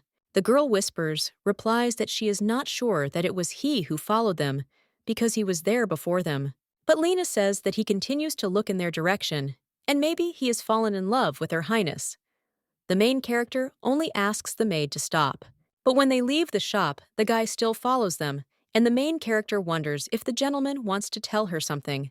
The guy replies that yes and asks the lady to state her name. The main character is then a little surprised, and the guy with a smile on his face says that she knows his name, and also in his country to exchange names, this elementary politeness. While the lady with the blonde hair says that in her country, basic politeness is at least some respect for strangers, and he speaks to her very familiarly. The guy asks if this is really true, after which he claims that then they can become friends, and then speaks to him informally. Ignet thinks that he interprets her words as he pleases. At this time, Kahin says that in his homeland there is a saying, "If two people meet 3 times by chance, then it is destiny." They have already met twice, so in a way, they are already friends. The girl thinks that if this is really the one Lady Lisa was talking about, then she should not show him any disrespect, and the young lady claims that her name is Ignet, after which he asks if this is all that he has had enough of her. But the guy only asks if she wants to help him. The girl asks if this is why he is dragging them around, to which he replies that the lady is a very kind soul. He also asks to forgive his straightforwardness, but claims that he simply has to ask, "What do women like?" After all, tomorrow, he has a meeting with someone very important whom he hasn't seen for a very long time. Therefore, he would like to give her a gift, but he has absolutely no idea where and what he can buy there. The young lady then says that he must really value this person, to which the guy replies that you can say that. The maid at this time only looks furiously at this guy and thinks that he should not make eyes at her highness. The main character then tells the maid that this man already has someone special, and he asks for help in choosing a gift for her. After which Lena smiles, and the main character thinks that the maid is being overprotective of her. The young lady then says that it is fine, and she will help the guy, although she also says that if he really values this person, he should know about her preferences better than her, because she is just a stranger. The girl asks what she is like, and did she mention anything and what she wanted to get. The guy replies that yes, and she mentioned it, but he can't give it to her. The young lady asks why. What about Kahin? Replies that it is because he cannot give her what she already has. She always said before that she wanted to run away with him somewhere far, far away, to where no one would recognize them, and also to start all over again. And now she lives there in the country of the young lady, so maybe she doesn't need anything from him. The young lady then says that besides what he said she wants to be with him, she said that she wanted to run away with him, and most of all, she wanted to spend her days with the one who was dear to her. So let the guy think a little. Can he remember the moments when she was very happy about something? The young man replies that she only ate one dessert with a bunch of fresh strawberries as a child, and he remembers how happy she seemed then. Then the main character tells him to give her strawberries, because her sister mentioned a bakery where they make an excellent strawberry cake. Well, the guy just stops and asks if she thinks that will be enough. The young lady asks what he's talking about, because she's sure the girl will be delighted. After all, it's not just a dessert, and it gives her a truly special memory. Kahin says that he hopes that she will appreciate it as well. A little while later, they are already leaving the bakery, and the guy with blonde hair says goodbye to Ignet and thanks her for today. He also claims that he is looking forward to their third meeting. The girl also says goodbye to him, but then he becomes a little depressed because he thinks that the thought of returning home makes him feel uneasy. Enraged, her disobedience mother, and also her pervert brother. But the girl still understands that she needs to boldly meet them face to face, after which she says that they are returning home. When the girl enters the carriage, she understands that since she returned to life, what she hates most is not her father who literally sold her out, or even her mother who didn't care, and also not even her third husband who poisoned her, and herself for not being able to stand up for herself properly, but she won't step on the same rake, and she can handle it. The Duchess is sitting with her brother at this time, and he is asking, "Where the hell is everyone? And didn't she tell him about his visit?" The woman replies that she already told him that everyone had plans that they couldn't cancel. And she also asked them all to return to the skin, so they will return any minute. But the man is only wondering if she thinks she should be gentler with her only brother. After all, in her place, he would have been more careful, because it could happen that he would suddenly let it slip. How the girl put her sister into eternal sleep to take her place as Duchess, and it would be awkward. The woman then screams at him to watch his language, because someone might hear. Well, the guy claims that he wouldn't have time to reveal all her secrets if her daughter were there, because he would be too busy playing uncle. The woman thinks how this monster has gotten to her, after which her brother says that in general, it's okay. After all, he is thinking about starting a new business, and the woman asks if he is there to beg for money, but she has nothing to give him because she herself has a limited budget. Then the man claims that he will talk to her husband, but she only screams at Nigel.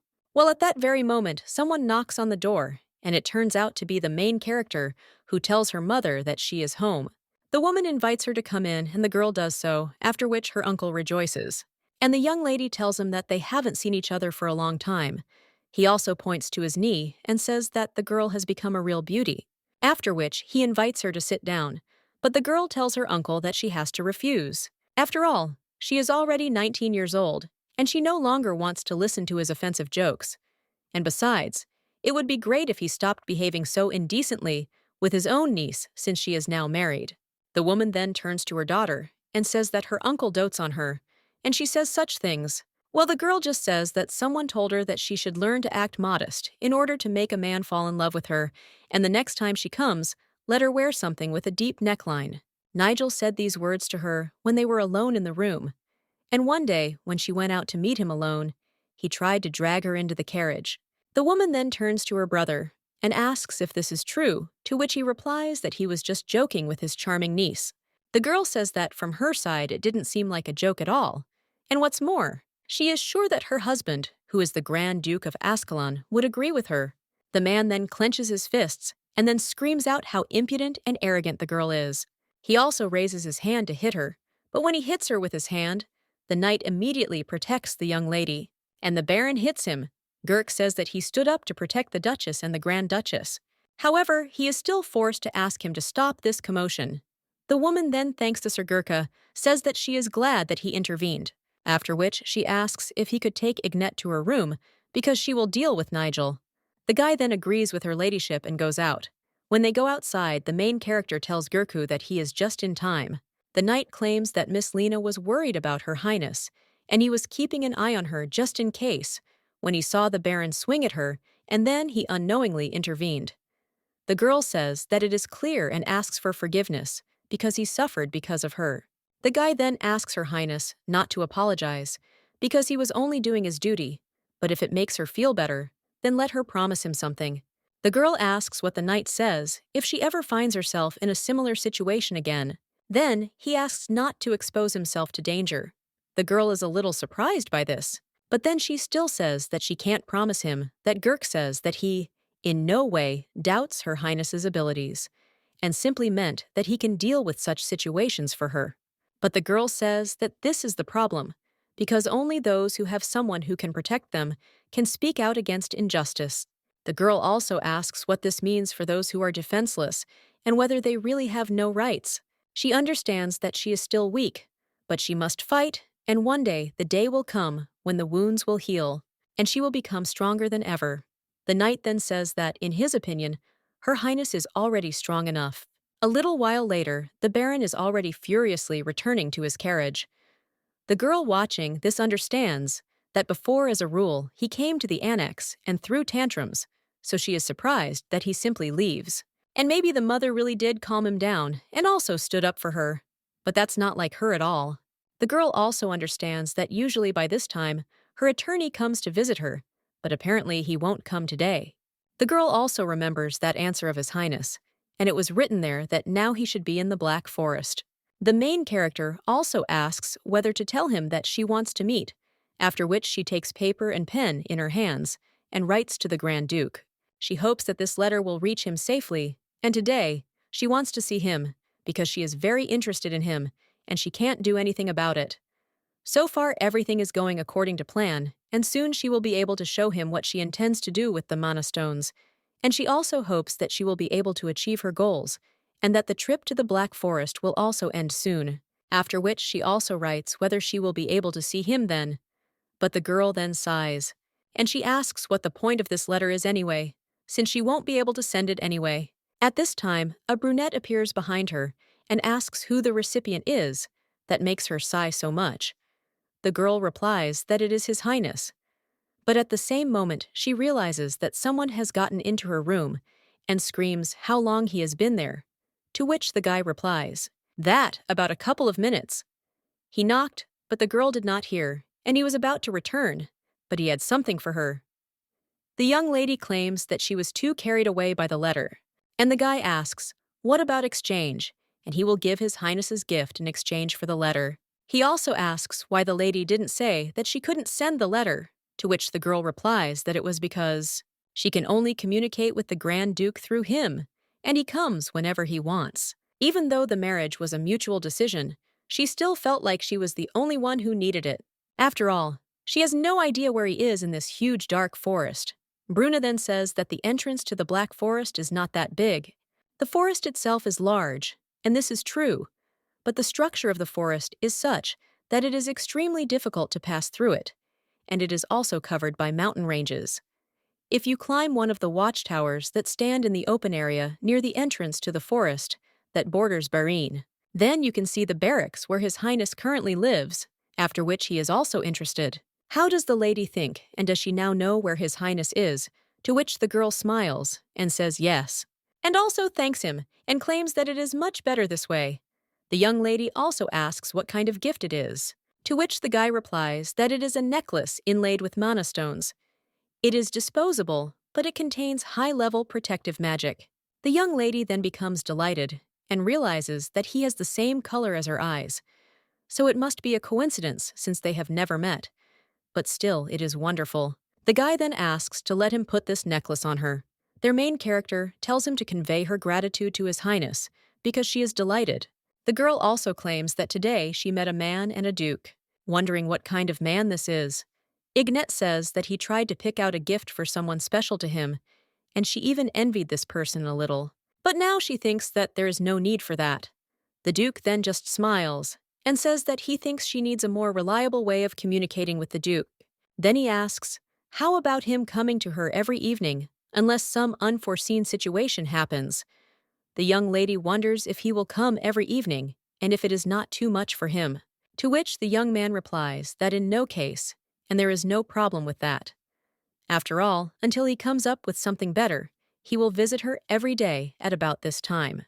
He also claims that it is already late, after which he says that he turns away and jumps from the balcony. The young lady just comes out and looks after him while the guy is already near the Black Forest. He comes out of the teleport, and the sword claims that his wife liked the gift. The Duke asks how he should know, since he can't read her thoughts.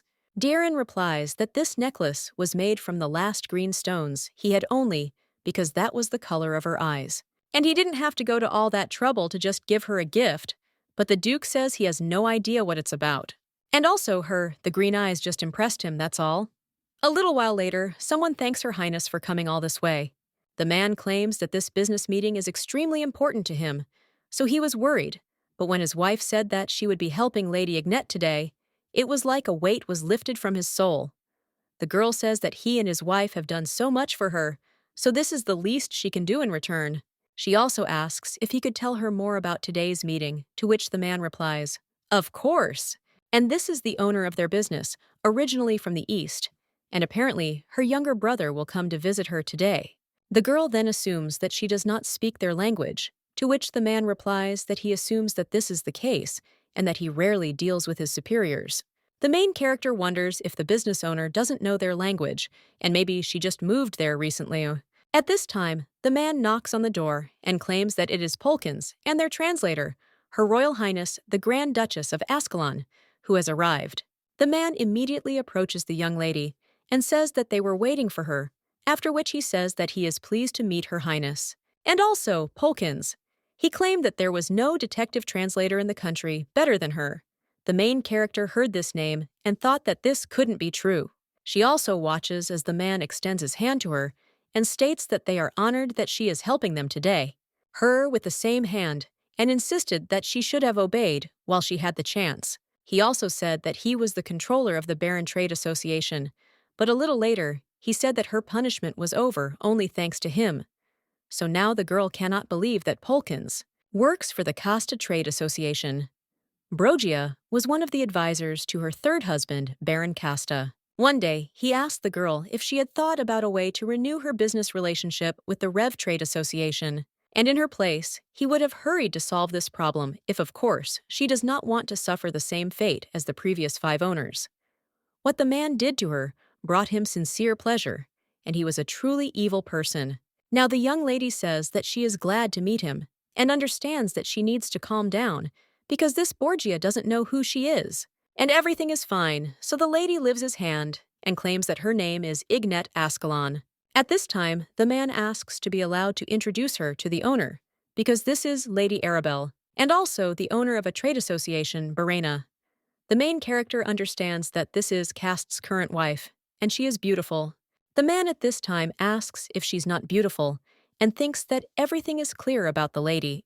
Once upon a time, Borgia's ridicule was intended to humiliate her, and all those rumors about Casta's previous wives. So the young lady wonders why this woman, having married a man from this country, does not speak their language. After all, she's going through the same thing that she once had to go through, after which the main character greets her and states that her name is Ignet, and that today she will be her translator. The girl understands that she wants to help this lady, after which she asks if she needs help. The woman is surprised by this, and Borgia, not understanding the translation, asks what the girl told her. The main character replies that she just introduced herself and asks if it is not basic politeness to introduce ourselves to each other.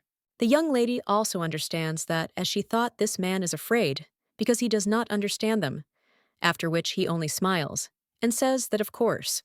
The young lady claims that this dress suits Lady Arbell incredibly well, after which she speaks in her language to make her point to the dress and answer the question of whether she is being followed. The woman then does so and claims that yes, but also says that she doubts that she can help her.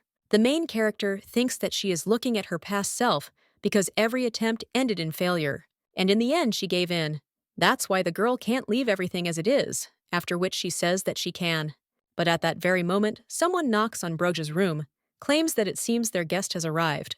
He also opens the door to the room and goes in to Kahin. The young lady realizes that this is the same guy she met on the street, and the woman is surprised when she sees him, after which the guy just runs up to her and hugs her, after which he asks how his sister is doing. The woman replies that everything is fine, and it is thanks to him that she missed him so much. The main character understands that she had a premonition that this guest would be Kahin, and now she understands that someone special is his sister. Arbell at this time says how she missed him, but Borgia blocks this family atmosphere and then asks Her Highness if she will translate what he is going to say. The girl thinks, can't he give them a minute?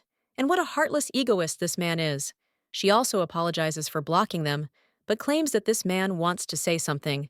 Kahin is about to approach the young lady, but she only tells him to pretend that he doesn't know her. Borgia then bows and says that it is an honor to meet him, because his name is Borgia and he serves Lady Arbell. The young lady then translates his words, after which she also translates Kahin's words, that he is deeply grateful for the opportunity to meet Lady Arbell. The man replies that it is nothing, and the guy is her younger brother, so of course they should have met.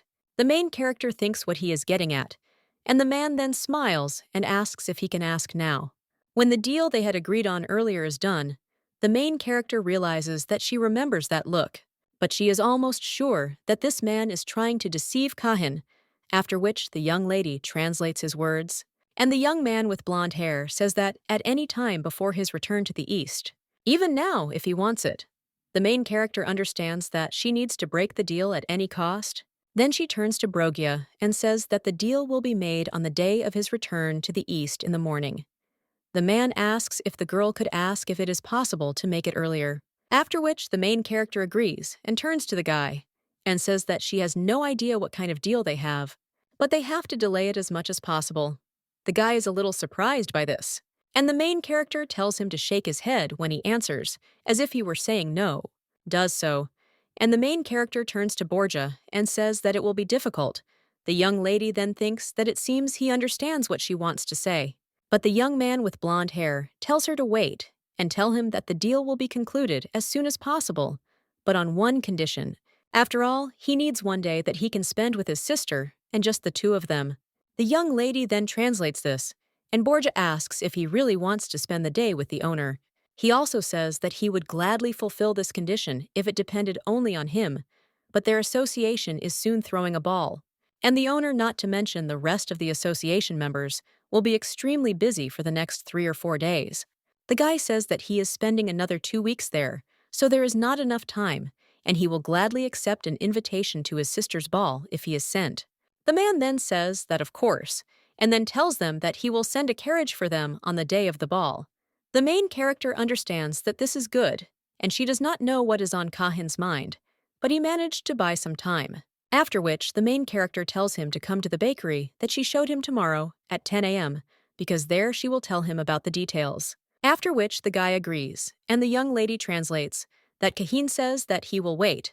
The man then thanks Her Highness and says that now that they have sorted this out, the two of them will leave and let them be alone. That same evening, the main character goes out onto the balcony and thinks about how recently one of the servants said that the owner gave him this note. He also asked if the lady could translate its contents, after which the young lady takes out the note and spreads it out. There, the girl reads that if she really wants to help her, then let her stop Kahin.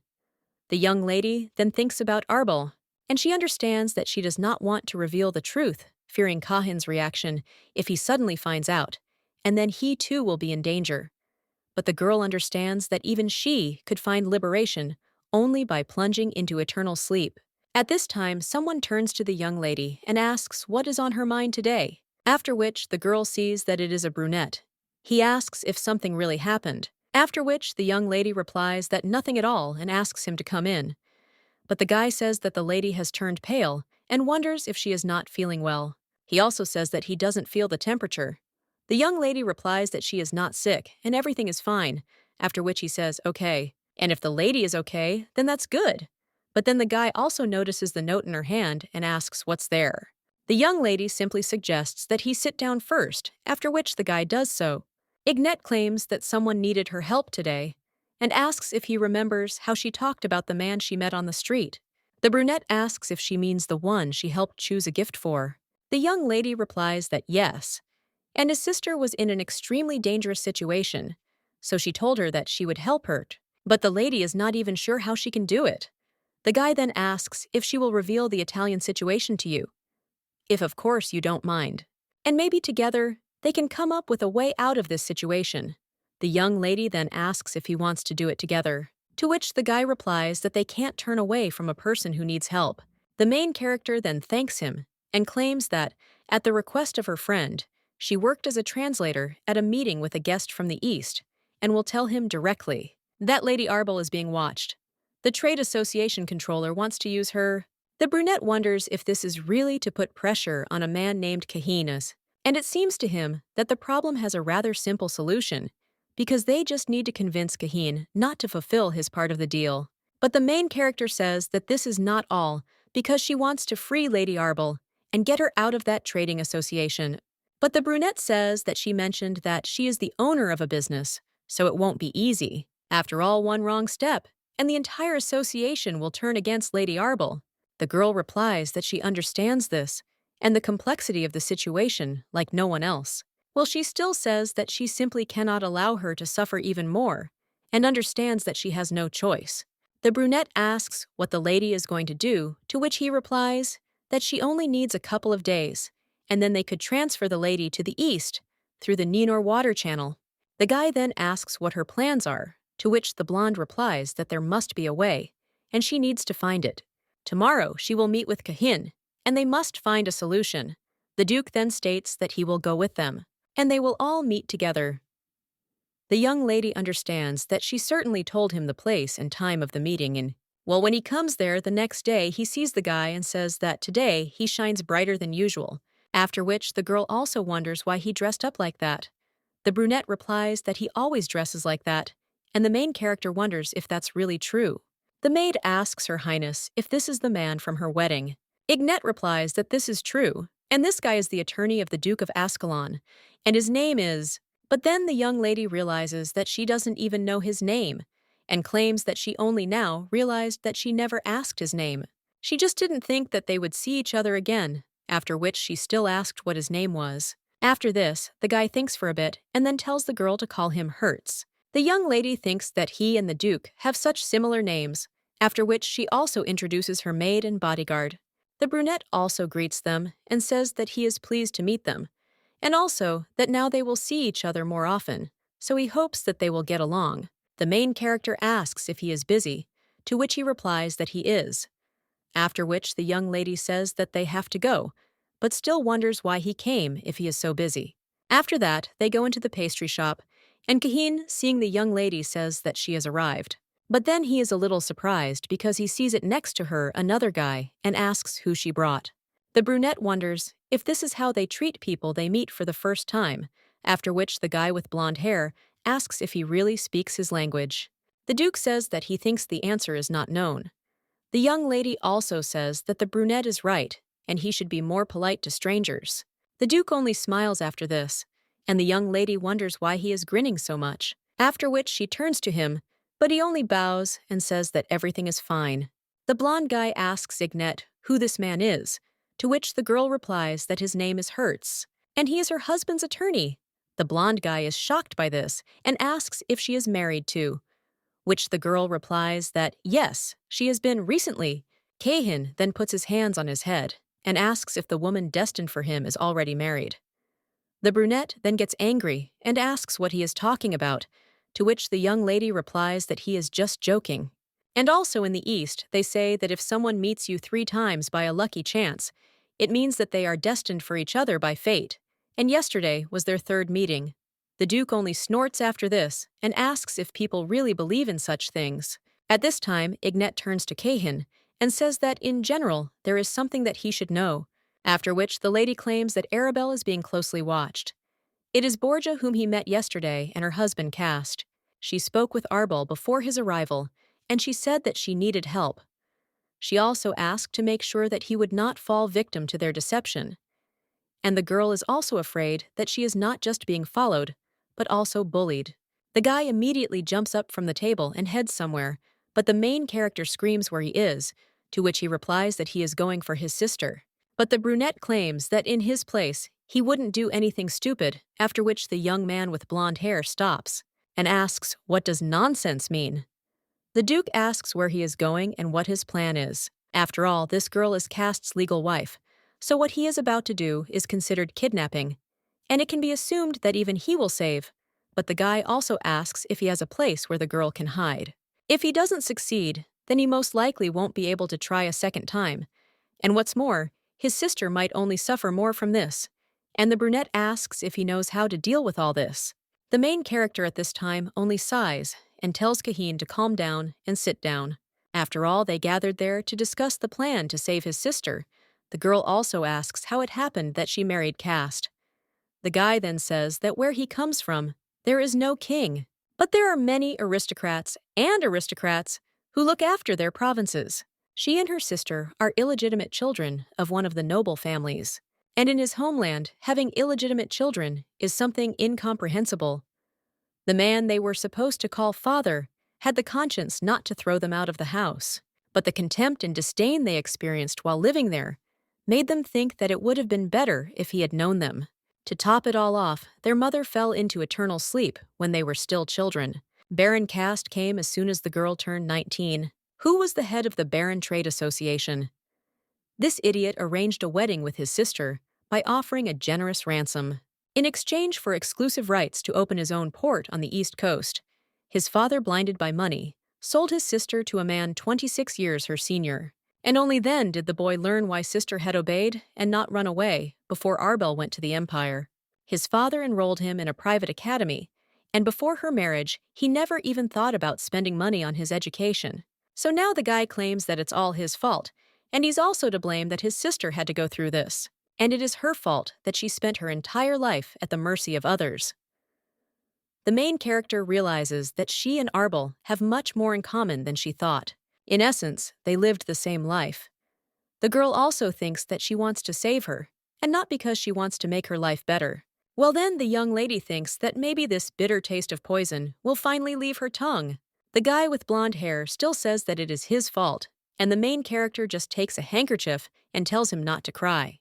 But the Duke at that very moment snatches the handkerchief from the lady's hands and wants to wipe away Kahinu's tears. The blonde guy is only surprised by this, And the brunette says that this handkerchief simply perfectly absorbs tears, so it must be made of high-quality material. He also says that Her Highness did not worry and did not get up. After all, we need to focus on the rescue plan. The main character says he's right, after which the girl turns to Kahin and asks Togo to tell about this deal with Broggia, to which the guy agrees. He also claims to have already said that his father opened a port on the East Coast. He also exempted the Merchant Association from paying the corresponding taxes. The main character says that it is not easy to pull off such a thing and asks how he managed to do it. Kahin, he replies that he has his own ways, especially now that he has taken his father's place. The main character and the Duke are a little surprised and wonder if an illegitimate child has really become a lord. At this time, the guy only says that one can say that luck was on his side, and the main character thinks that for this, you need more than just luck. After which, she talks about a port located close to the Empire from the east and asks if he means the Lent region. Kahin answers yes and asks how she found out about the girl, and she understands that everything is as she suspected. In her past life, the young lady sent countless letters to the east after they suddenly cut off all trade deals. With every answer she received only refusals, and it seemed strange to her that the severance of trade relations coincided with the plunge into eternal sleep of the lady of their house. But the girl had no idea that it was Kahin on the other end. Now, the young lady says that the safest way to save Lady Arbell is undoubtedly to be legal, so she needs to file for divorce. But for this, she and her husband need to come to the temple and return the marriage certificate, or at least send pre-approved attorneys in their place. The guy with blonde hair says that he doesn't think caste will let her go that easily. After which, the brunette asks if they can say that they will only change their tax benefits in the event of a divorce. The main character says that it will only harm Kahin. The guy with blonde hair asks if he can do that, and then turn everything back again, while the young lady says that she doesn't think that will work. The Duke says that he is already a grown boy, so he will manage somehow. The young lady says that, actually, if he is really determined to help his sister, then she may have a plan. Well, she will need help with this, and including Hertz's help, after which the young lady wonders what he will say. The brunette replies that, of course he will help, and tells her to tell.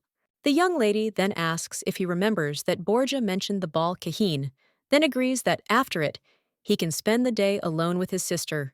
So the plan is to take advantage of these moments, and most likely it will be a storm, and after that, Arbell will be out of sight of the people of caste. A little while later, the brunette asks the lady if she was serious, but the girl is only interested in what exactly he is talking about. The Duke is interested in whether she is really going to personally penetrate Caste's house and find a weak spot. Ignette replies that the Baron Trade Association has provided the Herky household with most of the luxury items in the estate, and she is confident that her mother will definitely be sent an invitation to the ball. However, her mother doesn't often attend social events, and she won't even notice if there is no invitation, so this is an ideal chance. But the Duke wonders if she can't just ask her mother to give her the invitation. The girl replies that she doesn't really like it when she goes out. But the guy then says that Arbell and Kahin are practically nobody to her, and asks why the girl is so eager to help them. The young lady replies that in every person's life, there comes a moment when he needs help, and if she were in their place, she would want at least someone, no matter who, to help her, and the least she can do is have enough self-respect to ask for help. Then the young lady finds the right letter, with an invitation from Baron Cast, who is the head of the trade association. The young lady happily turns to Hertz and says that she has found it, but at that very moment they hear someone coming. The guy immediately grabs the young lady by the hand, and they hide behind one of the doors. At that very moment, the Duke and the Duchess enter the room, and the man asks what she wants to tell him that she brought there. The woman tells him not to play dumb, and she remembers very well what he said to Rosalie that day, when the Emperor's man came to see him. The main character wonders if these are really her parents, and the Duke at this time claims that he has no idea what he is talking about. His wife only replies that he should not take her for a fool, and he did say that he was paid after 15 years. The main character wonders if she really means this diamond mine, and the woman at this time asks if he really wants her to describe everything in great detail to remind him. After all the Emperor paid him in exchange for Ignette's marriage, she raised and fed the girl he brought from God knows where. Therefore, he should at least include her in the share. The main character is shocked by such words, and the man claims that he found a girl with the same hair and eye color, and it was he who bore full responsibility for the successful execution of His Majesty's order. The woman claims that she will not sit empty-handed, and her husband wonders if she really says that she raised her, because all she did was fight the desire to spit her out into the street. The brunette at this time looks at the young lady who is shaking, and then completely covers her ears, and also tells the girl not to listen to this. While the young lady's parents are still arguing, the girl is outside the door with the Duke. A little while later, the Duke and Duchess leave the room. When the door closes, the brunette takes the main character by the hand, after which he takes her to her room. When the girl sits down on the sofa, the guy asks if she is okay. What Ignette replies that no, and she is not okay. After all, she is afraid to even imagine what the Grand Duke would think if he found out about all this. The brunette asks why she says that, but the girl replies that he heard everything himself, and she is the illegitimate daughter of this family. The Duke then asks if she would like it to be so, and would she prefer to be part of the Herky family? The girl replies that she never thought about it, after which the guy tells her to think about it right now. And if the lady never wanted this, then she has no reason to be sad. After all, he just the opposite thinks that she should be happy, and personally, he is glad that he learned this fact about her. The main character then says that he is just trying to calm her down, but the brunette replies that not at all, and he is completely sincere. Ignette.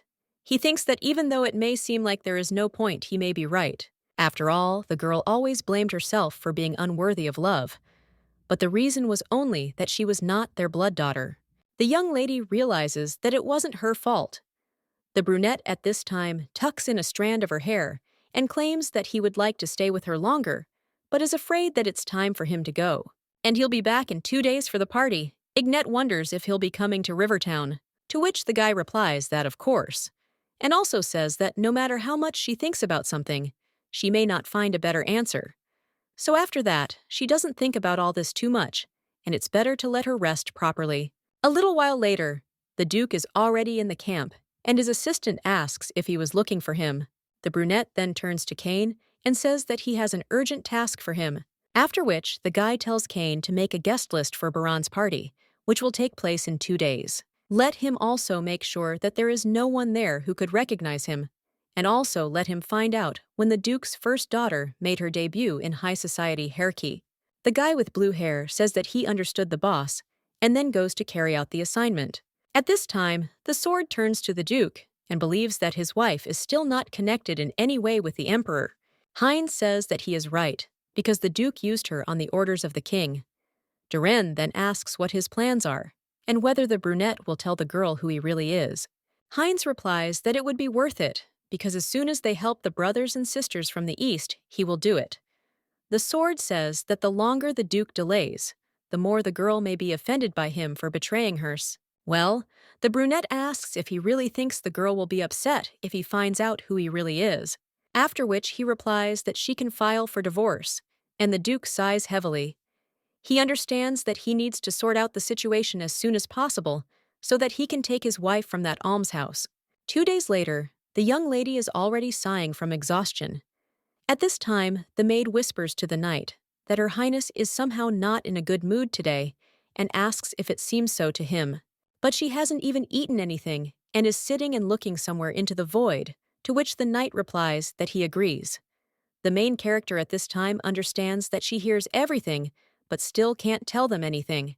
At this time, someone else turns to Mrs. Ignette and asks if something is bothering her. The girl replies that no, and she just wants to make sure that all the workers are prepared for work. The blonde replies that he will do everything to make sure everything goes without a hitch, and the maid says that then it's time for them to go to the party. Everything is already prepared for Her Highness. Lady Vanessa sewed for her a magnificent dress that is one of a kind. The main character then says that the girl is more excited than she is, to which the maid replies that it is because she has never seen such a wonderful dress before, and she is also sure that it will look simply amazing on the mistress. A little while later, the main character comes out in a new dress, and Lena is delighted. She says that Her Highness looks beautiful. Isaac also says that the lady is beautiful, after which the main character thanks them, and the maid also wonders what kind of necklace it is, because she has never seen it on Her Highness. The girl replies that it is a gift from the Grand Duke of Ascalon, and the maid asks if it is true. She also says that it seems that she is still dear to him, but the lady doesn't even imagine how happy she is for her gal. The main character then says that there is no one who would care for her as she does, and hugs Lena. At this time, someone says that Hertz's carriage should have arrived by now. And when the young lady sets out on her journey, the servants wish her good luck, after which the girl leaves the estate and says that they will see each other again. At this time, Hertz is waiting for the main character, and when she arrives, he has a smile on his face. He says that a lady has come, which surprises the girl a little. She says that it must be unusual for him to see her dressed up. Well confused. She thinks what's wrong with her. The guy says that not at all. And the lady is beautiful as always, says with a smile on her face that he is quite the charmer. But the guy then smiles and claims that he is just telling the truth, after which he asks if they should go. The young lady agrees and says that she is grateful to him for accompanying her today. A little while later, they are already riding in a carriage, and the young lady claims that they have a little time before arriving, after which the brunette says that then she could take a little nap, but the girl replies that no, and she will probably refuse because she wants to discuss what happened last night. After all, the guy asked her if she was upset by the fact that she was not the Duke and Duchess's biological daughter. And her answer is yes, of course it's upsetting. She lived her whole life believing that they were her real parents. And it's not just about blood relationship. People become family when they get married, adopt, and foster. Kinship doesn't have to be based on blood. The reason for their dislike is not that she is not their real daughter, but that for them, she has always been nothing more than a tool. She just never realized it, and shed so many tears over love that was never even intended to be given to her. But now, the young lady says that she is no longer sad, because the sadness has been replaced by anger that now boils furiously within her, and so she decided to forget about them. The brunette smiles after that and says that the lady is strong, but as soon as they sort out this whole situation, everything will change. The young lady asks what he means, after which the guy just smiles and claims that he will explain everything to her when everything is settled. The blonde claims that he is teasing, but the guy promises that sooner or later she will understand everything, after which they arrive at the place, and when they enter the ballroom, someone informs that Her Highness Grand Duchess Ignette Ascalon arrived. The girl at this time sees Castus, and she realizes that they haven't seen each other for a long time. The girl also looks at the man who is standing next to the lady, and he understands that first Kahin, and now therefore he is clearly unhappy with the number of uninvited guests at his party. The young lady also knows that it is not so easy to fool him, but about him and his family. She knows much more than she would like, after which the young lady approaches Lady Arbell and asks if she remembers her. The man at this time asks Her Highness to ask him, and asks if she knows his wife. The girl replies that yes, and she met her recently when she helped with the translation at Polkin's request, and she remembers that the lady was also wearing this wonderful dress that day. But she really wanted to meet her again, so she begged her mother for an invitation to the banquet. The girl understands that everyone except her family knows almost nothing about her, but now she claims that the event itself is simply grandiose. She also hopes they won't mind if they stay there for one dance. Ignette understands that she needs to create the impression that she is an immature aristocrat who simply ruined a party full of businessmen. Kahin will help her with this. The girl remembers how she told him to try not to speak his language if possible. After all, she's sure that caste will put translators everywhere. They'll need a different way of communicating. The girl understands that for now, she and Hertz are pretending to be an unsuspecting high society couple. Kahin will find the butler caste. He will be dressed all in black and a little more formally than the other servants. If he sees him giving orders, it is definitely him. After their first dance with Hertz caste, will let his guard down, and that's when they'll need to raise a ruckus. The guy does just that, and then cries out to the servant that he demands alcohol. But the man asks the servant to calm down, because he is disturbing the other guests. However, he only tells the servant to leave, and whether he even knows who he is in the East.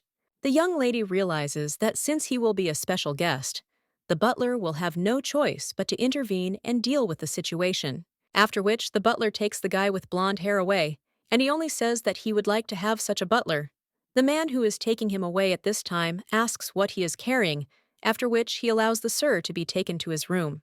And the main character understands that, as soon as Kahin, if he takes the butler away, then she and Hertz will enter the game. The butler is standing next to the guy with blonde hair and says that if he needs anything, the servants are waiting outside and that he should enjoy his rest. However, Kahin says that he doesn't understand a word of what he's babbling and let him bring the booze. The guy also remembers how he wondered why he needed to take the butler away. And the young lady claimed that the most influential families in the empire always had two workers. This is the housekeeper, who is responsible for the affairs of the house, and the female servants. And also the butler, who manages the male servants, and they both always have the keys to the estate with them. When is the reception? It will start then. All the estate guards will be in the place where it is held, and after that, the butler will take. If Kahina goes to the guest room, he will be left alone. A little while later, the Duke knocks out the butler, and the young lady realizes that this is the perfect moment for a robbery. A little while later, they enter Cast's office. The Duke is only interested in how the girl was able to find the room so quickly, and the young lady, with a smile on her face, says that she simply guessed, because the layout of the building is almost the same as her house. The Duke then asks what exactly they are looking for, to which the lady replies that the most important thing for a merchant is his account book. Of course, they need to know with whom exactly the deal was concluded, but the book will be useful to them if they want to somehow influence the entire trade association. If there is any data that does not match, they will be able to report it to her. The brunette then wonders what if he discovers the book is missing and suspects them. But the young lady says she knows people like Cast. Well, they are willing to do anything for personal gain, and are even willing to treat people as if they are just expendable material. They easily get rid of people who have become useless to them and instill fear in those who work for them, after which they enjoy it. People like him will first of all start to suspect those who are closest to them, and all they need is to take only the main ledger and leave the rest alone. The butler will quickly guess that the book was stolen while he was unconscious, and fearing punishment. He will restore the key entries of the main book and also return. She was there instead, as if nothing had happened. So let Hertz not worry, because they only take what they need and quickly leave from there. After which, the young lady points to one line of the book and claims that on the third count, Mayer arrived at the nymph's refuge. On the fourth, the exclusive right to all spices supplied to the Mayer house was acquired. The brunette continues to read that on the 12th and 15th, the arrival of key people from the Lexter Trade Association to the nymph's hideout was made. On the 17th, a contract was successfully signed with the Letzer Trade Association. All the most important meetings are held in some nymph's hideout, after which the guy says that he remembers something, and in his opinion, it is the restaurant in which the Baron Trade Association receives its special guests. The main character thinks what he is talking about, and in her past life, she never heard anything about it. The girl also wonders what kind of restaurant this is and why it doesn't exist in that future. After which she thinks that this is all they needed, so it is time to leave. The young lady says that she will go and signal Kahin, and also wonders if he could take the book to the carriage, to which the guy agrees and says that they will meet at the reception. A little while later, the blonde thanks him for his help, but Hertz says that it's nonsense, and he was just doing what the lady told him to do, so he hopes that now that they know about the restaurant, the investigation will be a little easier. Ignette asks if he will come to Rivertown tomorrow, because they need to think over their further plan, and she also wants to show him what she is going to do with the monostones that the Grand Duke gave her. The brunette with a smile on his face says that, of course, and he is waiting with impatience, after which he kisses the lady's hand and says that they will see each other soon. Then the two separate, but the brunette stops and realizes that this is all very suspicious. He wonders how the girl managed to navigate so well in a house she had never been in before, and also how was she supposed to know how Cast and the butler would act? It was as if she already knew them before. Perhaps someone has already told her everything, and the guy is wondering if that someone could be Luther Herkey. He knows what the Duke and Duchess need, but knows absolutely nothing about his wife. After which, the guy thinks that if all this is some kind of sophisticated plan of the Grand Duchess to lull his vigilance, and the guy thinks that he can't relax, because he saw with his own eyes how much the Duke's words hurt her. It's not that he wants to suspect her, but if he doesn't, he knows very well what could happen. The guy knows that it's possible to fall into eternal sleep ahead of time. Well then, the Duke suddenly hears someone walking, after which someone bursts into the young lady's room. It turns out to be her father, and he screams, calling the girl by name. The brunette at this time thinks what could have made him so angry, but the man just swings and hits his daughter and screams what she did. A little while ago, a man sat at a table and realized that this diamond mine was costing a lot more money than he thought. But it doesn't matter, because he still has Ignet's allowance that Duke Ascalon will send him. The man recalls how he received a letter from the Duke, which said that this notification informs him that the monetary allowance for the Grand Duchess, which they had previously agreed on, has been sent to the Grand Duchess's personal account. The man saw this and was furious and wondered what all this meant. And now he screams, how dare the girl keep silent about the fact that the Duke sent the allowance to her personally instead of him. And also, did she really think that she could fool her father? The young lady then turns to her father, and she says that she has no idea what he is talking about and what kind of benefits she received. The young lady also wonders if her father asked the Duke to pay him money for her. The man at this time realizes that he let it slip because the girl should not have known this. And also, he should not discuss this with Ignet, but with the Grand Duke, because he should send him this money, after which the man tells the girl to forget about it, because this is just a misunderstanding, and also let her pretend that none of this happened. But the girl tells her father that no, and she knows that she heard, so she can't pretend that she didn't hear. She also wonders if his own reign is such an expensive condition for him, and that is why he asked the Duke to pay him an allowance. The blonde asks if she has always been nothing more than a thing for him that can be simply sold at a higher price. The man then swings again and screams at her to watch her language. But the girl says that he didn't even congratulate her on her wedding. And then she starts crying. The Duke realizes that at this point it would be wiser to leave Ignet alone, since she always wanted love. Therefore, he is sure that she will do everything to be loved, and if he does everything right, the girl herself will happily give him all the money, after which the man smirks and says yes, and he also understands what upsets her so much. He congratulates his daughter on her wedding and hopes that she will forget that he so thoughtlessly attacked her. And when he leaves the room, he apologizes. The main character is then left alone, and she tells her father that it is too late because she waited so long for these words, but now it is too late. A little while later, the Duke enters the room and wonders if the girl has fallen asleep since she turned off the light. The guy thought that she had been neglected all her life, and that in itself was terrible. But now he thinks how much she had to endure with such an attitude. The Duke also realizes that he thought he was the expert on how to be betrayed by loved ones. There is a certain limit to betrayals and attempts to plunge into eternal sleep, after which you completely stop trusting people. But his wife is different, because he doesn't understand how she is able to help others after going through all this. The guy also thinks how she can be so strong, and he hopes that he will get to know her better. A little while later, the girl approaches Hertz and Kahin, after which she says that they both came early.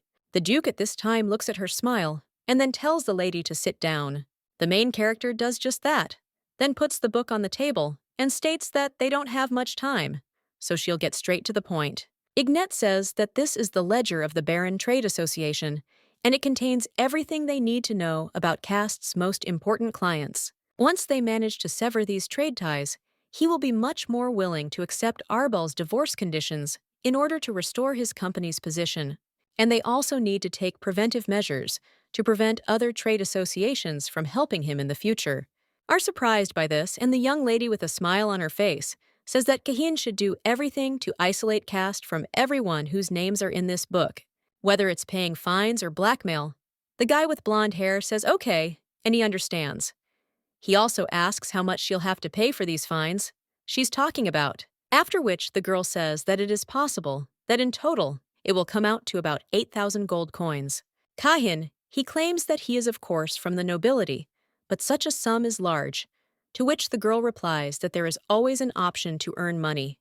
She also plans to create her own trade association so they can negotiate that free import clause with her instead of Cast.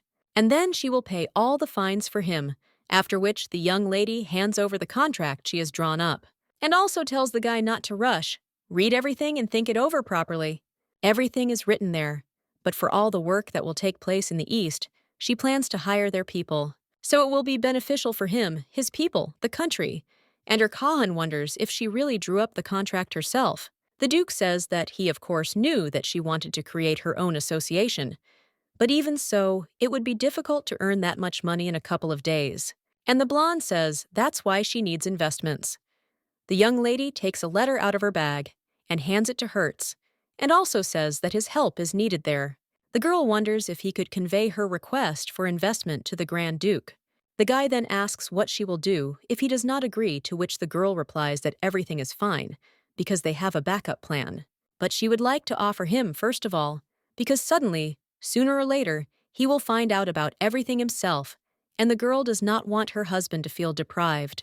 The brunette says that he will take care of delivering her invitation to the Duke, and the nth lady thanks him, after which she says that she would like to receive his answer before she and Kahin sign the contract. After which the girl rises from her seat and asks if they will follow her now.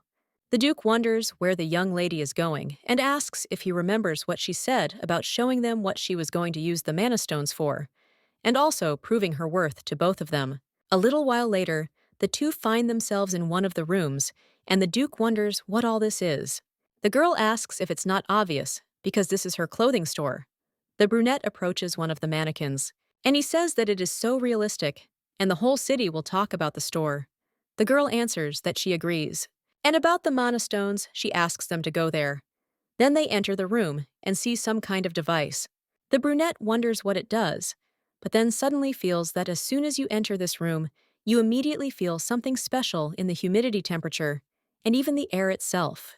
Mana stones are extremely rare in nature, and the probability that a common person will possess one is extremely small.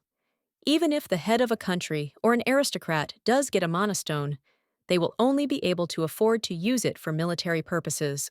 And the girl uses it only to regulate the temperature. Well, that's the conclusion he can make based on the expression on her face. The young lady at this time asks to convey her gratitude to the Grand Duke for the fact that her clients will be able to try on clothes in a room with an ideal temperature. She also claims that she showed him her store to prove that she was capable of running her own trade association, and this store will become the cornerstone of her association, and she hopes that Kahin will give the answer she is hoping for. The guy replies that it goes without saying, after which he asks if they are done for the day and if he can go and meet his sister. Well, the young lady replies that, "No, Betty, I still need his son Arbell's help because there is one problem." A short time later, one of the servants greets Sir Kahin. He claims to be a translator from the Baron Trade Association. Mr. Baron asked him to be present at his meeting with his sister today. He also wonders where they intend to go, but Kahin takes out his sword, after which he leans him against this service and says that there is no need for him to be there. After all, he asked to be alone with his sister, Esluga, then says that he was told that the Sir is not very familiar with the Empire, so he needs a guide. The man claims that he can handle a walk around the city on his own. He also thanks them, but advises them to get lost if their life is dear. After which, the guy runs away and says that he understood the Duke, and the main character are watching this at this time. The man, seeing the servant running away, says that the horizon is clear so he can go. The young lady thanks him and says that she knows what a busy man he is, but she really appreciates that he finds time to help her. The guy then says that, to be honest, he was surprised, and the young lady is a little surprised, and the brunette claims that he couldn't even imagine that she would use mana stones like this. The main character only smiles at this and asks if it was unexpected. She also hopes that he is not angry because she used the Grand Duke's mana stones for the clothing store. And the brunette claims that, thanks to her, he learned about a new way of using mana stones. The blonde is a little surprised and asks if this is true, to which he replies that yes, and he also only saw how they are used to take human lives. Well, Her Highness used them to make people's lives a little better. And in fact, he wanted to thank her for not staining those mana stones with red liquid. The main character then says that Hertz is an incredible person, and his appearance, voice, as well as the way he behaves, speaks, and even thinks, all this is simply wonderful. The guy then becomes embarrassed and asks if most people really say things like that to your face. But the young lady claims that he will probably understand that she is not one of those people. The guy at this time only asks him to forgive her and claims that he needs to deliver her petition to the Grand Duke. Kahin addresses the young lady. The young lady turns around and sees him with his sister, after which the young man with blonde hair says that Hertz was red as a tomato and asks what happened, to which the girl replies that nothing at all. Arbell then asks what the lady is doing there, but the main character only apologizes but claims that there is no time to explain. She also asks if she is familiar with a restaurant called the Nymph's Hideout, to which the girl replies that she has never heard of it. Ignat claims that this is the place where Cast secretly does business with his most important clients. They can't even imagine what goes on behind closed doors, but it is very suspicious that they only operate on the basis of advance reservations. And besides, everyone who visited this establishment signed contracts with Cast, which is why the girl claims that she wants to reveal Cast's secret connected with this restaurant and save Lady Arbell. But for this, she will need her help.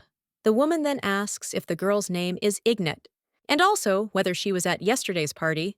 The girl also claims that Lady Ignat does not even imagine how she dreamed about it.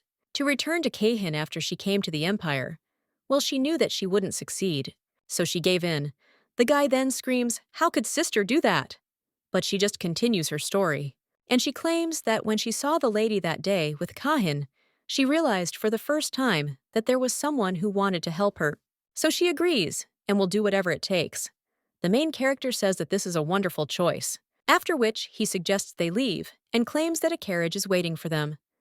A little while later, they are already under the restaurant, after which they enter it. The worker apologizes, but says that the Nymph's Refuge can only be entered by prior reservations.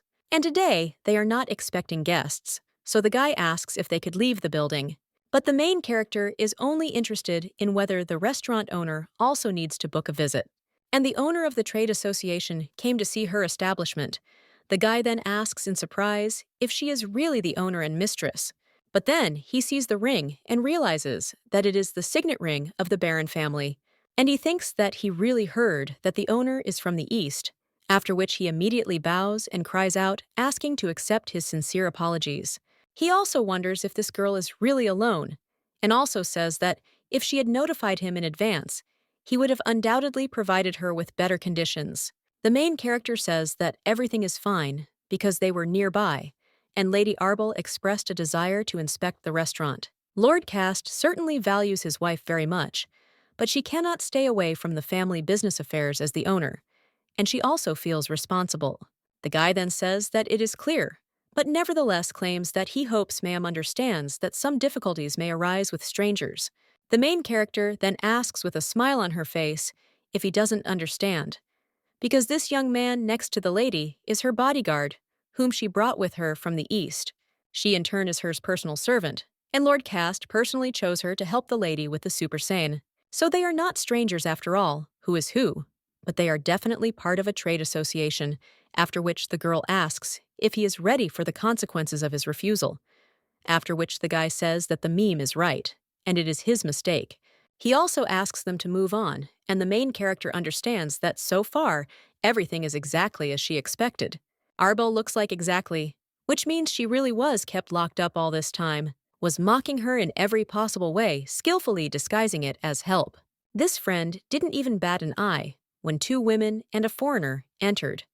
But upon learning of their status, he immediately changed his attitude towards them. Therefore, the girl understands that she will reveal all the evil that happened under this roof, no matter what the cost.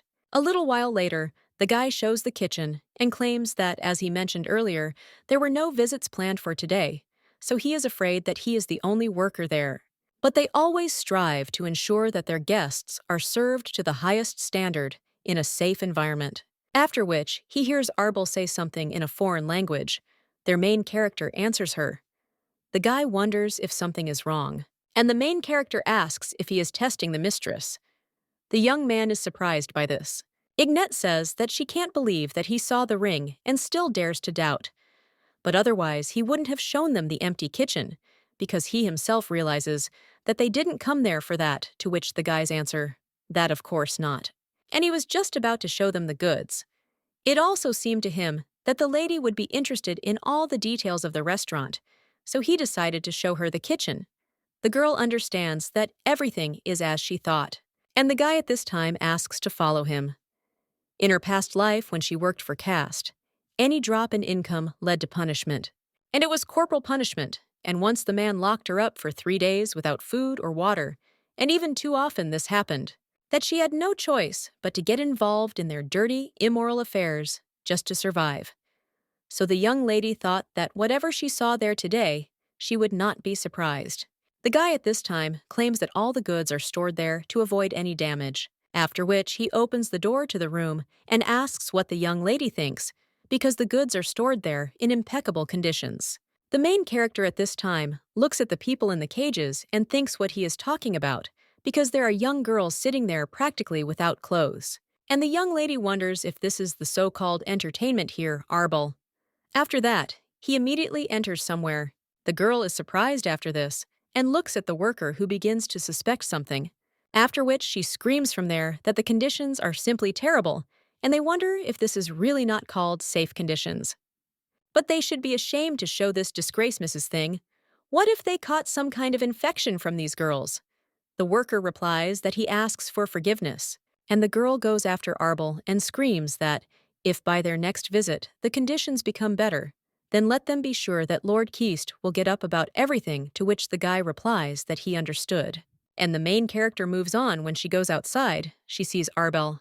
The girl cries and claims that this is monstrous and disgusting. After all this time, he made money on the bodies of women and literally bought her to use as a personal punching bag. All the money he earned in the East with her help was only for him to invest it in this business. But even her brother almost got caught in the crossfire, and the worst thing about all this is that she knows everything, but she can't do anything and doesn't feel a drop of hope. The main character then hugs the girl and claims that she feels the same. After all, she is so angry, confused, and indignant, and so wants to ask forgiveness from everyone she was unable to help. After which the young lady offers to fix all this. All who used them will pay for it, and all who suffered will get their lives back just like them. The guy with blue hair approaches the master and claims that he has studied the Grand Duchess's past as he ordered. Few people know this now, but 15 years ago, rumors were literally raging. The Duchess is believed to have given birth to a child, although no one remembers her being pregnant. And besides, they had a 3-year-old daughter. However, they suddenly announced the existence of a 4-year-old girl, allegedly their firstborn. Brunette says that these are quite serious accusations and wonders why no one is talking about it now. The servant replies that initially many assumed that Her Highness was not the Duke and Duchess's biological daughter. However, they stated that it took them 4 years to officially introduce the girl, because her health was poor, and they were not sure whether she would survive. This explanation quickly stifled all rumors. The Duke then says that he understands, and says that that's all, after which the guy asks if he can do anything for the gentleman more. After all, he could have assigned a man to Her Highness to dispel another rumor. But the man replies that there is no need for this and asks why he is so fixated on his wife's personal affairs. The guy with blue hair replies that, of course, it was pure curiosity, and it was obvious that the Duke had fallen for her. So who wouldn't want to know what kind of woman she is? A little while later, the Duke is left alone in the tent, and he thinks what his servant is talking about. Darren then tells him to quit, and it's as if the guy himself didn't know about it. After all, he fell in love with this girl. The Duke then thinks whether he really fell in love, and the sword claims that there is simply no other explanation for why he is always in the edge for her for a minute with his busy schedule. Not to mention his gift, after which he also asks what about the name, because it is very consonant with the heart. But the Duke says that the sword shouldn't make him laugh, because he's only interested in the girl, because Duran can't read her thoughts. And besides, she's faithful to him, so he's fulfilling his marital duties.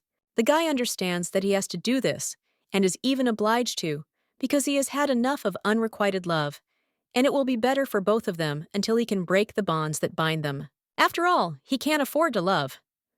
A little while later, the main character goes with Kahin and Arbell in a carriage, and says that it's good that they managed to find out about the true purpose of this place, but they can't do anything right now. The guy then asks why, and the young lady replies that technically, prostitution is not prohibited by the laws of the empire. Precedent cases related to it were considered as such only because the accused did not register their business correctly, or there was evidence of human trafficking and the like during the actual operations. If they report caste right now, he will definitely be held accountable for the necessary strings and will get off with a slap on the wrist or a small fine at most. But Kahin claims that there are victims and their testimonies, after which they ask whether this is not enough. The young lady replies that she is sorry to say this, but it is unlikely that any of them will speak up because it does not matter what they wanted. In the eyes of the people, the blame will always lie with the victims. They will say that the victims themselves are to blame for their debauchery, and will say that they are tainted and also now completely useless. Even if they can get out of this, it's unlikely they'll ever find another job. The girl realizes that unless her merchant association is at the stage where it can hire them, or she's living in the principality by then, to be able to provide them with protection, but who knows how long it will take. The guy at this time offers to help them at least escape, and the blonde says that this will only be a temporary solution because when the establishment understands what happened, they will immediately contact Cast. Thus, they will have the opportunity to get rid of all the evidence. The best and safest option now is to catch the moment when Cast is unable to escape from the consequences and then strike him.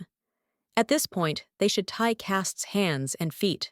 The guy then agrees, but says that it seems they are there, after which he suggests meeting tomorrow at the same time, to which the young lady agrees and says goodbye to them. But she still understands that, first of all, she needs to be sure of something, but the girl thinks whether she will regret the truth that she learns and whether it will hurt even deeper.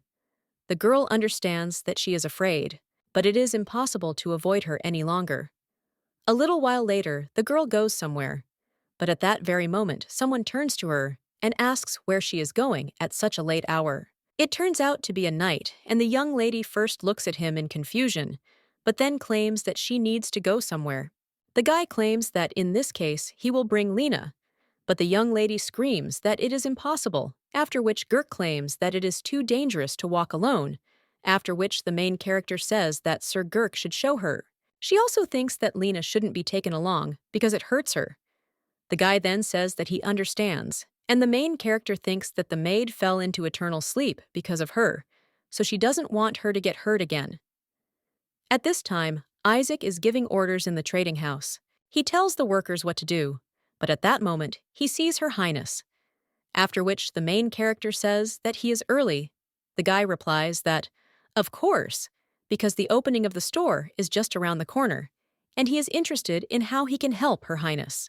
The girl says that she has a request for him, after which he says that he will do anything. The young lady talks about the business that belonged to his family, and he wonders if they provided information gathering services. The guy says yes, and that's how it is, after which he asks how the lady found out. The girl replies that she simply guessed and believes that the name and prestige of the family would provide him with such abilities. She also wonders if she can ask for his help, because there's something she needs to know. The guy then says that he would be happy to, but Calvain was responsible for all of this after his family members were plunged into eternal sleep.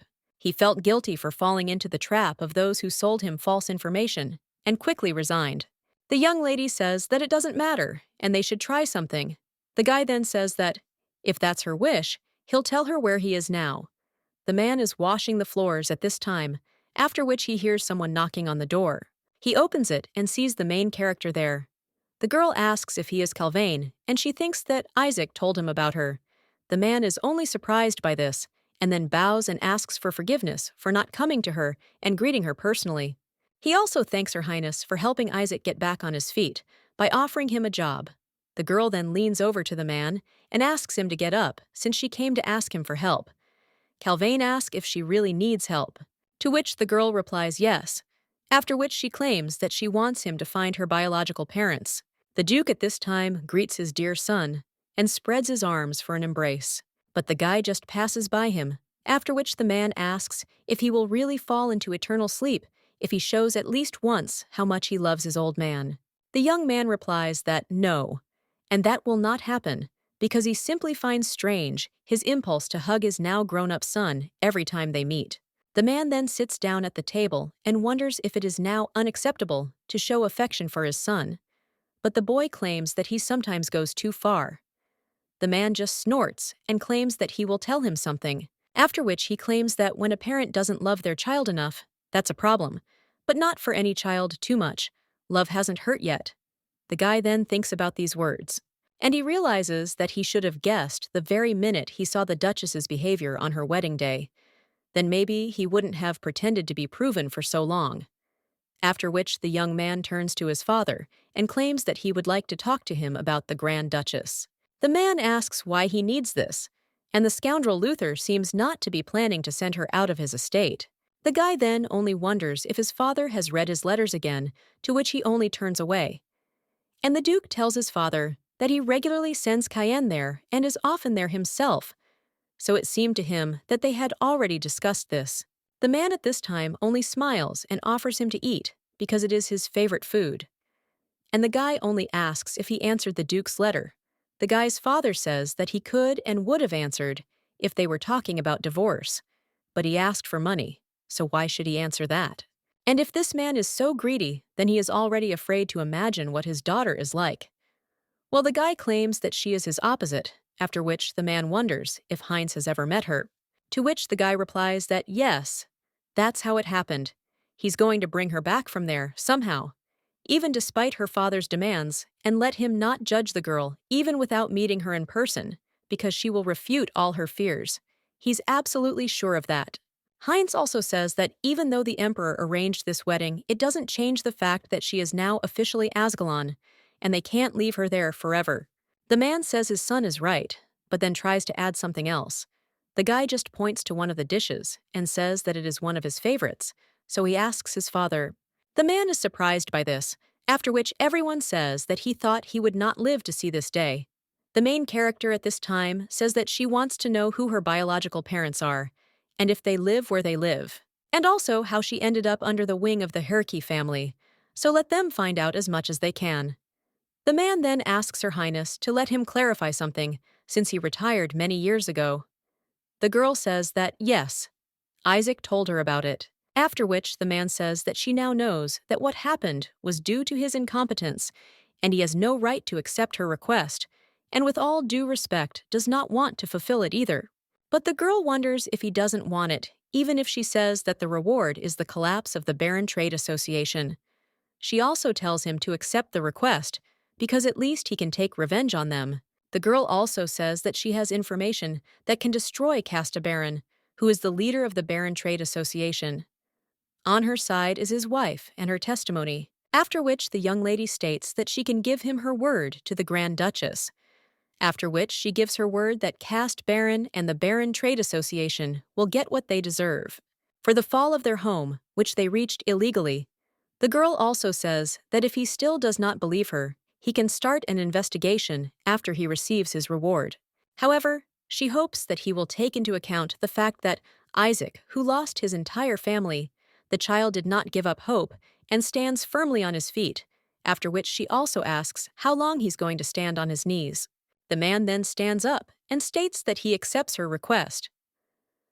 A little while later, the main character is already heading in a carriage, and the knight asks how long she has known about this. The girl replies that recently, after which the man asks if she is okay. Ignette understands that 4 days have passed, and she already feels much better, after which she says that if you think about it, then yes, and she thinks that she is fine. The guy claims that it is good, but the young lady thinks that he is very surprised. The knight at this point claims that she has changed a lot since she got married, and before there was such a feeling that she was just watching from the side, but now her gaze is directed in another direction. The main character thinks that the knight was watching her all this time, after which she wonders if he did it out of loyalty, or if there is something else behind it. The guy at this time claims that they are in place. The main character tells her that David today, she has to see someone, so she asks if Sir Girk will wait her in the carriage, to which he replies, "Of course." And when the young lady is about to get out of the carriage, he says that about the name of her shop. What does she think about Nettie? The young lady wonders what that means, after which the guy says that it is an abbreviation for Ignette. The girl then with a smile on her face says that it is clear, and that is not bad cute and also easy to remember. The girl thanks the knight and says that she will think about it, after which she closes the door to the carriage. As the young lady moves on, she sees Hertz in front of her. She wonders how everything went and whether the Grand Duke agreed. The guy replies that he thinks the young lady's offer is excellent, after which he hands her a bag of money. The girl then asks in shock if this is true, to which Hertz answers that 10% of income for the social welfare of the empire employment of the empire's merchants for trade with the East. The proposal envisaged not only the enrichment of the trading association, but also the development of the empire as a whole. Therefore, any husband having learned about such plans of his wife would want to see what she will eventually achieve. The young lady then, with a smile on her face, says that she is so glad that he liked her, and the brunette claims that he is not surprised at all, and the Duke gave her this. The young lady thinks, "What is there?" After which the guy takes out a letter, and the main character reads it. It says that sometimes their feelings are hurt by things that are beyond their control, and that something like that would never happen only in an ideal world. In the real world, they often expect a reward for their persistence, and he will not bother her or console her. And seeing what a great goal she has set for herself, he is sure that the girl will easily achieve everything she strives for. He only wants her to receive a reward worthy of all the pain and suffering she has gone through. The main character, after Togo, starts crying, and the Duke is surprised by this. The young lady then apologizes and says that she simply did not expect such a touching letter. Hertz is embarrassed by this and says that it is just a stupid letter, and there is nothing special about it. But the girl claims that she does not think that he will understand. She's still single, and this is a family matter. The guy then asks for forgiveness and asks what she's talking about. A Kahin claims that he is there too, so let her speak in a language that they will all understand. After which the young lady apologizes and claims that she read the letter that her husband gave her. The guy with blonde hair wonders if he sent a letter instead of telling everything in person, after which everyone wonders if he is also a bad guy like Cast. The young lady replies that not at all, she just hasn't seen his face yet, and because of that, Hertz has to work overtime. The guy with blonde hair then asks in shock, "How about the attacks? And hasn't she really seen her own husband?" The girl replies that at the moment, her husband is participating in a military campaign by order of the emperor, and they had a wedding ceremony, but that's all. Kahin then asks hopefully really. Many Duke at the same moment interrupts him and says that so that there is no clouding his mind, but he advises to clear it. The blonde guy asks who he is to order him what to do. Bruna then goes to tell him who he is, but Kahin shuts him down and says that he is just a proven and nameless person who serves Ignette as a replacement for her husband. So they are not in such different situations. Well, although they are still different. After all, he and Ignette will work together, which means they will see each other often. But in his case, if Ignette and her husband get divorced, he will remain a nobody. After this, the brunette furiously asks what he just said. But the main character stops these two and says that they are arguing like foolish boys, right at the door of her store. But she would really like them to stop ruining the image of her store, which hasn't even opened yet. The girl turns to the guy with blonde hair and claims that divorce is a personal matter between the husband and wife, so as a third party, he has no right to discuss it so openly. The guy then apologizes, but then someone else addresses Her Highness. The girl says that this is a great lady, Lisa came. Her husband at this time asks if there is really a man next to her, and the young lady answers that it is true, after which she suggests that they talk inside. A little while later, they already go there, and the main character thanks them for arriving so quickly. The woman claims that there is nothing to thank them for, because they are only happy, and the young lady claims that she invited them because she wanted to say something, after which she asks Polkins to leave his post in the Baron Trade Association, because soon the trade association will meet its end. The girl claims that she is grateful to Lady Lisa for many things, and she is the only one who showed concern upon learning that she was visiting the temple alone. And thanks to her, the girl began to translate Eastern texts, so she wants to repay her for her generosity and tells them to leave the association and instead sign a contract with another trade association, the one that belongs to her. After this, the girl points to one of the dolls and asks if he sees them. The man replies that of course he does, and he has never seen anything so beautiful. Ignette says that if he leaves Baron and goes to her, then she will have the right to sell miniature versions of these dolls for the next 3 years. The man is then surprised and asks if Her Highness is serious, since such detailed dolls of such beauty will become a real hit among the children of aristocrats, and he wonders if she will allow him to sell them. The young lady then points to the guy with blonde hair and asks if he remembers this man, since he is the lady's younger brother, Arbell, the mistress of the Baron Trade Association. Thanks to the lady and Lisa, she was able to work as a translator during their meeting with Lady Arbell, and eventually learned that Baron involved in various illegal activities. Everyone in this room is working together to expose their actions, and so she begs them to leave Baron. They are willing to pay all the fines if they get into any trouble.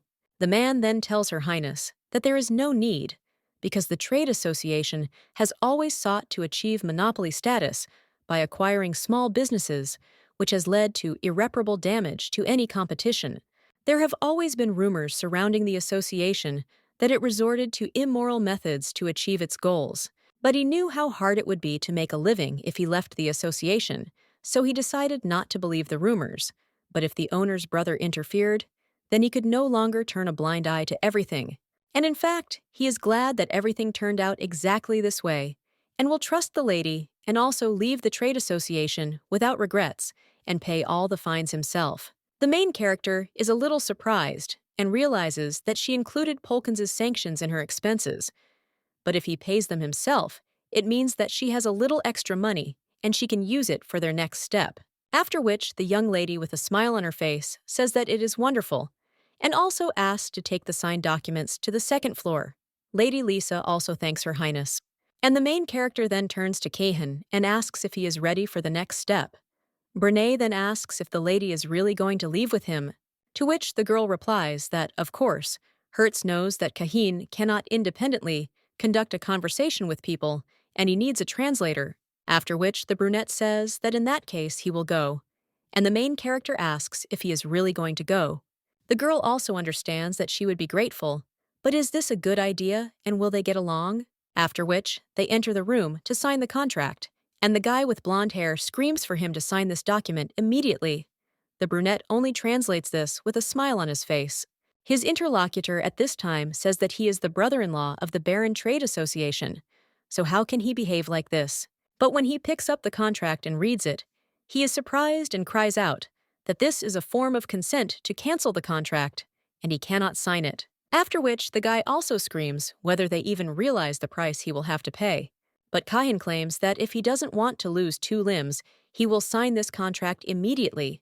The man then claims that even if they wanted to, they wouldn't be able to pay the fines because they don't have that kind of money. But the brunette claims that they were just bragging about getting a considerable amount of money from this deal, and now they claim that they can't afford this contract. The blonde then asks if they understand that the well-being of so many people depends on this contract, and he is a victim there too.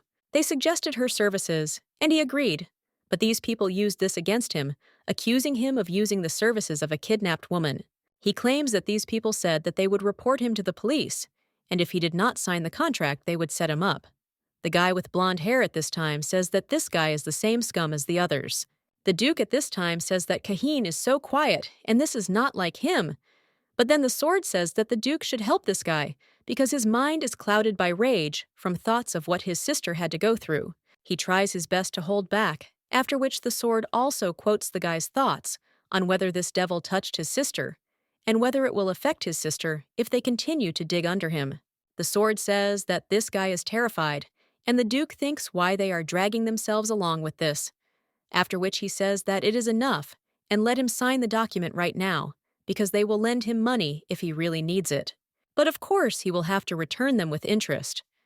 The guy then screams how he will be able to earn money, but the Duke replies that it is not his problem, because in his place he would have accepted the offer, because that is the only way he will stay alive.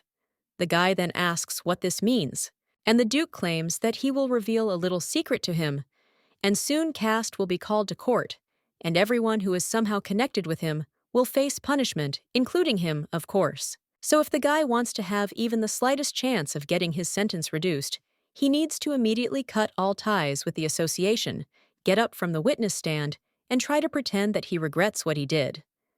The blonde then wonders if they really want him to confess directly, after which he says that he can't, but the Duke with a smile on his face says that of course he can, and if not, then maybe his hands will stay in place, but he will lose his head. A little while later, the two are already heading in a carriage. The Duke then turns to his interlocutor and states that they have one more stop, after which Kahin answers yes. But the brunette asks what's wrong with his face, after which the guy with blonde hair gets a little embarrassed and claims that he just didn't think that Hertz would intervene in the conversation, and thanks him. The main character is standing on the balcony at this time and wondering if Hertz will come today. She also thinks that the guy hasn't come for a long time, so there's no one to even speak to. But he is probably very busy, so you can't rely on him so much. But at that very moment, the young lady crashes into something. It turns out that it's that same guy, and she asks how long he's been standing there. The young man replies that he just arrived and was just about to inform her. He also asks if it is a good time to visit her. The young lady then becomes embarrassed, but says of course, and asks how everything went with Kahin. Renat tells her not to worry, because everything went like clockwork, and you can say that they have already set all the traps for the association, and I should focus on other responsibilities, so he is sure that she is very busy. Well, he also says that he should apologize, because he is afraid that he will not be able to come to the opening of the store. The main character says that everything is fine, because in the end, he is not obliged. The guy then hands over a box with something and claims that he has a gift for the lady, but she replies that it wasn't worth it. After which, the brunette says that this is a gift from him personally right now. The young lady then says that it is clear, but thinks that he speaks strangely. After which, the main character opens this box, and in shock says that this news is the seal of the Ascalon family. The guy then smiles and says that he hopes she likes it, to which the girl replies that she definitely does, and that's wonderful. But she also says that she thought she needed her family's approval to use the seal, to which the guy replies that of course she already has approval. The girl says that it is clear and also thinks that this seal is beautiful, but what is more important is that its appearance suggests that the Grand Duke has recognized her as his wife. None of her husbands from her past life had ever done this. The guy at this time asks if the young lady is okay, after which she shudders. Well, she still says that she is just worried about Lady Arbell, because if Cass takes out her anger on her, then Renat says that everything will be fine with her, and also the deal with Kahin is still pending. So while things are like this, he won't touch her, which the main character says she hopes for. She also understands that while Cass needs Arbell, she should be fine. The man at this point cries out, "Can't the servant do anything right?" And as if it weren't enough, that the association's reputation was tarnished by these ridiculous accusations that they were running brothels. And now these idiots are trying to cancel the deals out of fear that their names will be blackened too. Then he asks, who the fuck is spreading these rumors? One of the servants claims that the damage is still not great and they all pay fines. But after this, Cast only gets angry, after which everyone throws something at the servant and says, "What an idiot he is! And doesn't he understand that the fines are one time?" The servant then apologizes to him, and Cast tells him to try to bribe the police if only the captain weren't so stubborn. And those who are already on their leash are still whining and whining about how it's not enough for them, since they have to deal with the new bosses. Well, who would have thought that Arbell would be the least of their problems? While they are waving divorce papers in front of his nose, this brother of hers will pay them more anyway, after which he tells the girl to be brought immediately. A little while later, the servant combs the lady's hair. He also remembers how Cass talked about bringing Arbell to him, and also said that they changed the conditions without any notice, so they would be ready to give them anything. And until then, he agreed to a divorce. At the same moment, the man pulls the girl by the hair and asks if she dares to try to escape from him, but they couldn't leave her alone with her idiot brother. After which he asks what they told her that made the girl want a divorce so suddenly. And this Cast is completely useless. He has no idea what he has to go through to endure her. The girl does not understand everything he is telling her now, but she lived there long enough to understand. For example, his obsession with her. The man is now screaming that she is his toy, and where else can he find such an ideal doll like her? The girl sees it in his look and dirty touches in all kinds of physical violence, and in the order of her husband. Well, she is so tired of it. So she thinks how she would like to run away from all this. But for Kahin and those girls, and for Lady Agnete, who could look away but didn't, and decided to help her, so she won't run away. A little while later, the man asks what the girl said, but the lady with the blonde hair says that he heard her, and she will not divorce him. At this time, a lady on the shopping street says that this store is finally opening. Another also says that she heard that they removed all the fences and put up a sign, but who knew that such beauty was hidden behind these fences? Another lady asks what her friend thinks, and this is one of those shops that at first are all so mysterious, but in the end are nothing. At that moment, the door to the store opens, and Isaac welcomes them to the clothing store. Under the name Natty, all saw the crowds, also are the maid and the main character. She turns to Milady and tells her to just look. The main character understands that she managed to arouse enough interest in these people so that they would come there for the opening, and now she needs to make them want to stay. When one of the ladies goes inside, she claims that the air there is completely different, and she has the feeling that she can try on clothes as much as she wants. The young lady understands that she is ready for this, and she has monostones that create a pleasant atmosphere there, which other stores cannot, and also unique and realistic mannequins. So all this is simply obliged to attract clients to them. One of them says that these mannequins look like ordinary people. And the main character understands that the most important task is to make customers want to buy. One of the customers understands that she came there only because she was asked to go there. But this store is also probably only for skinny girls.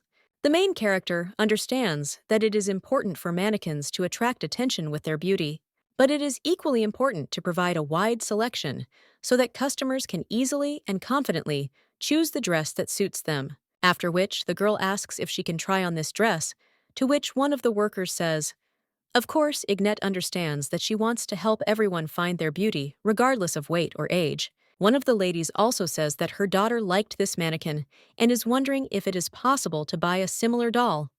Another of the girls asks how much this dress costs, but Isaac replies, "Ma'am, that this dress is for a special event, so at the moment, it is not for sale.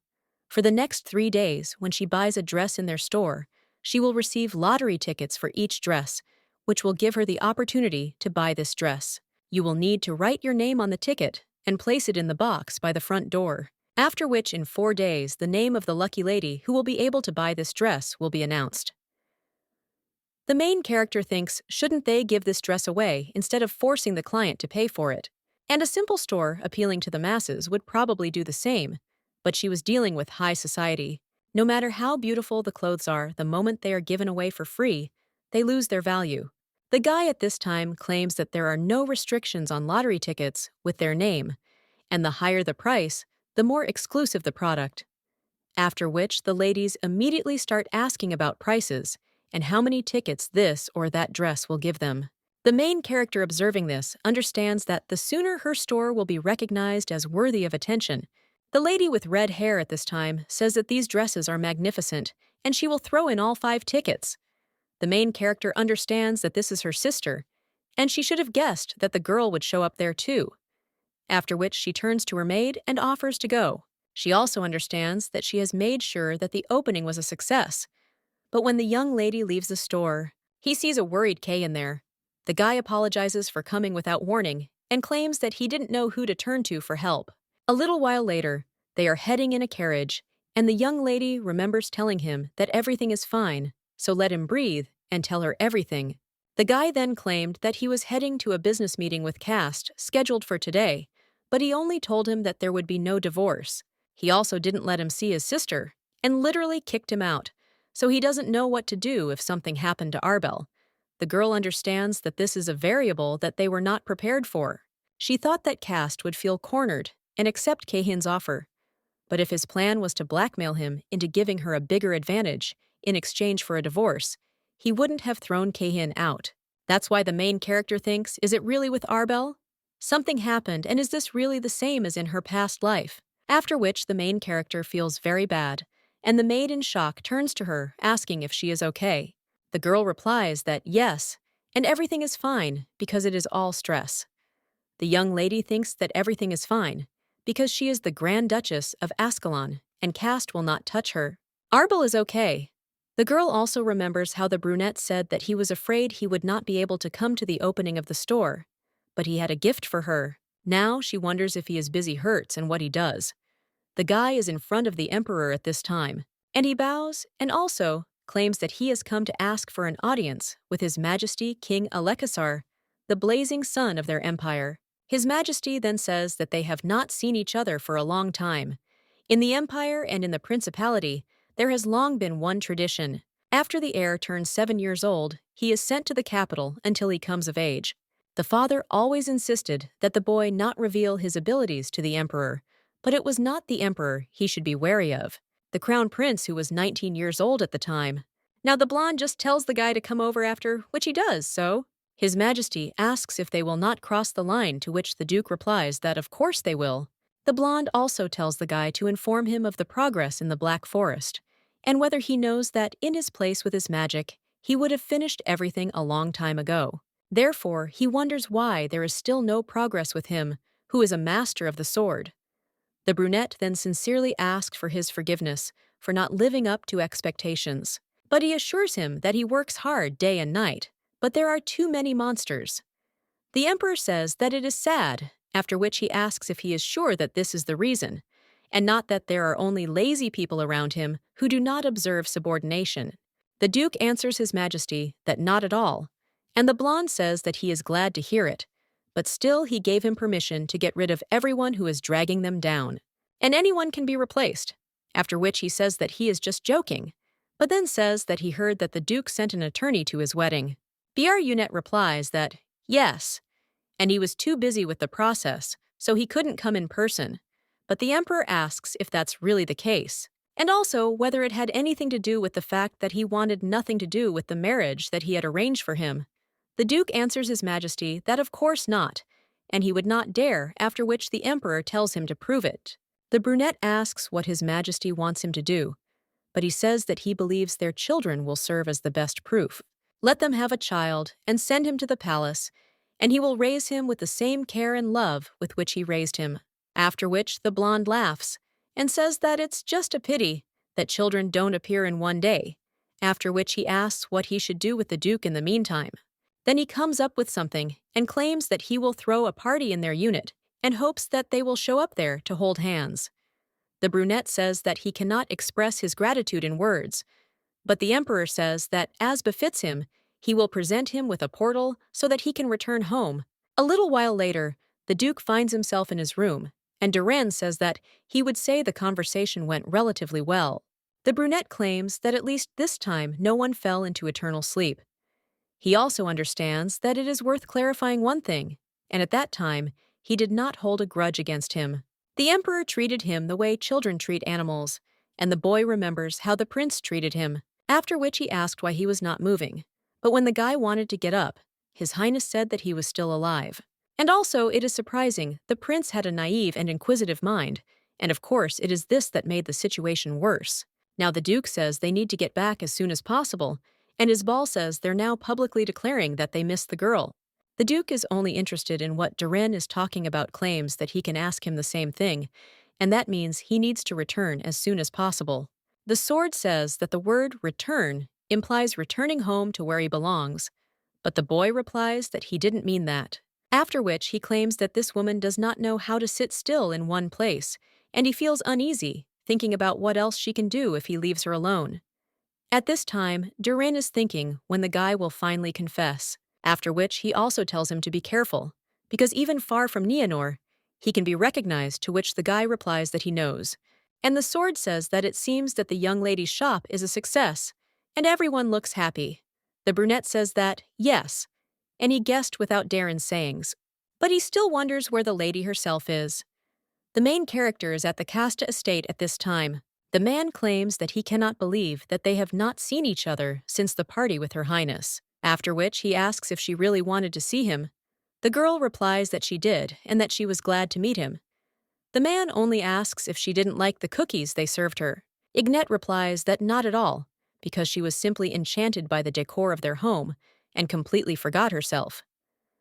The man then thanks the lady for her kind words, and the main character wonders if he really hoped that she would fall for the same trick twice. Cast at this time asks what brought the lady there to something. He answers that she intends to sell something, but only knows his trade association. She also thinks that when there were many people around, she was fine. But when she meets him face to face, she begins to feel sick.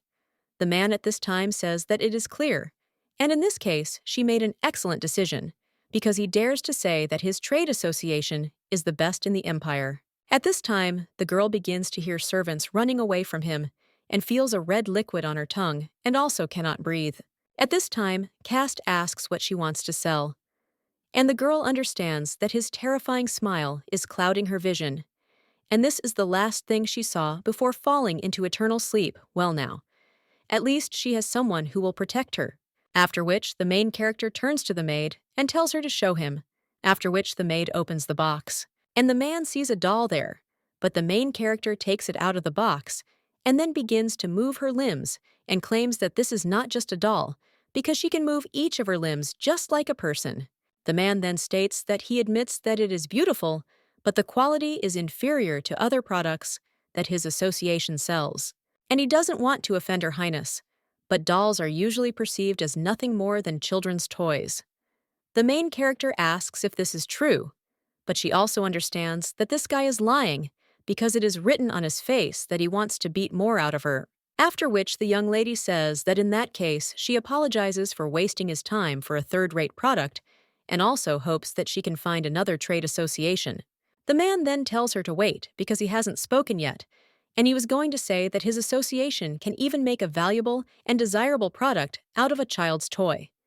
Ignat wonders if this is true, to which the man replies that yes and offers to discuss their contract, but the girl says that she will do it on one condition, after which she asks if he will call Lady Arbell.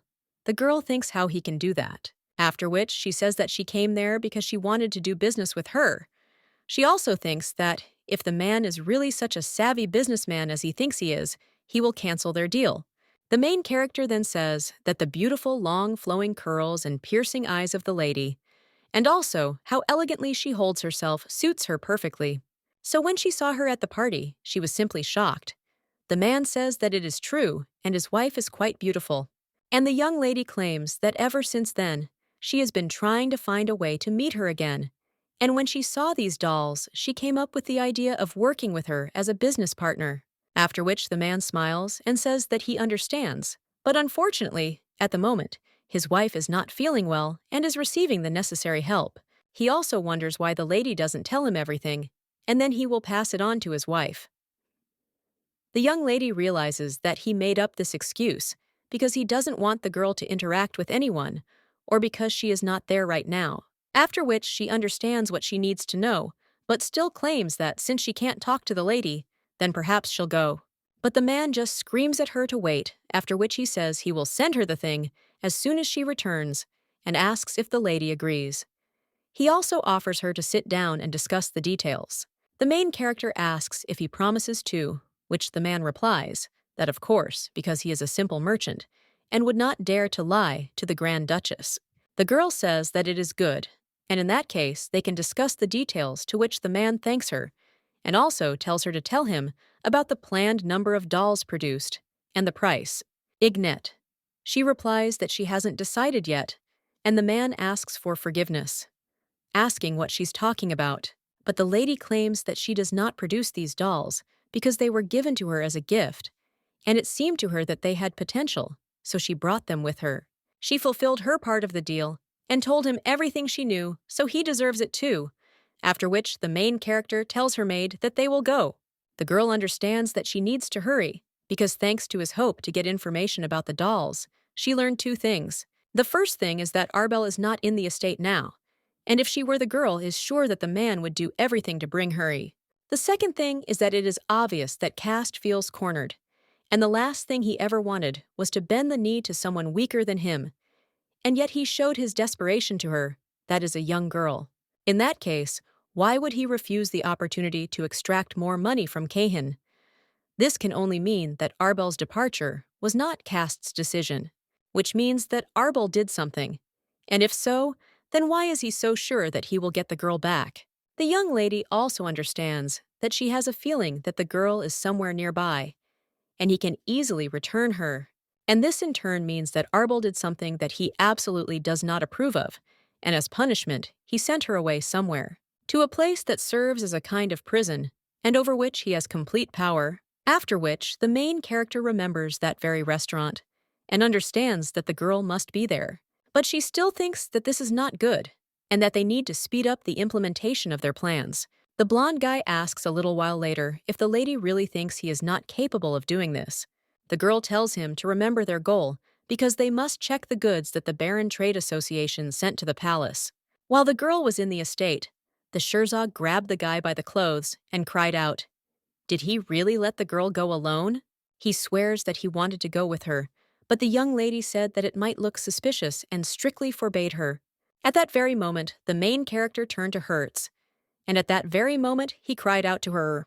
And he also asked how the lady could do something so dangerous without telling him. Ignat realizes that he called her directly by name and then apologizes for making him worry, but claims that she had no choice because she was in a hurry.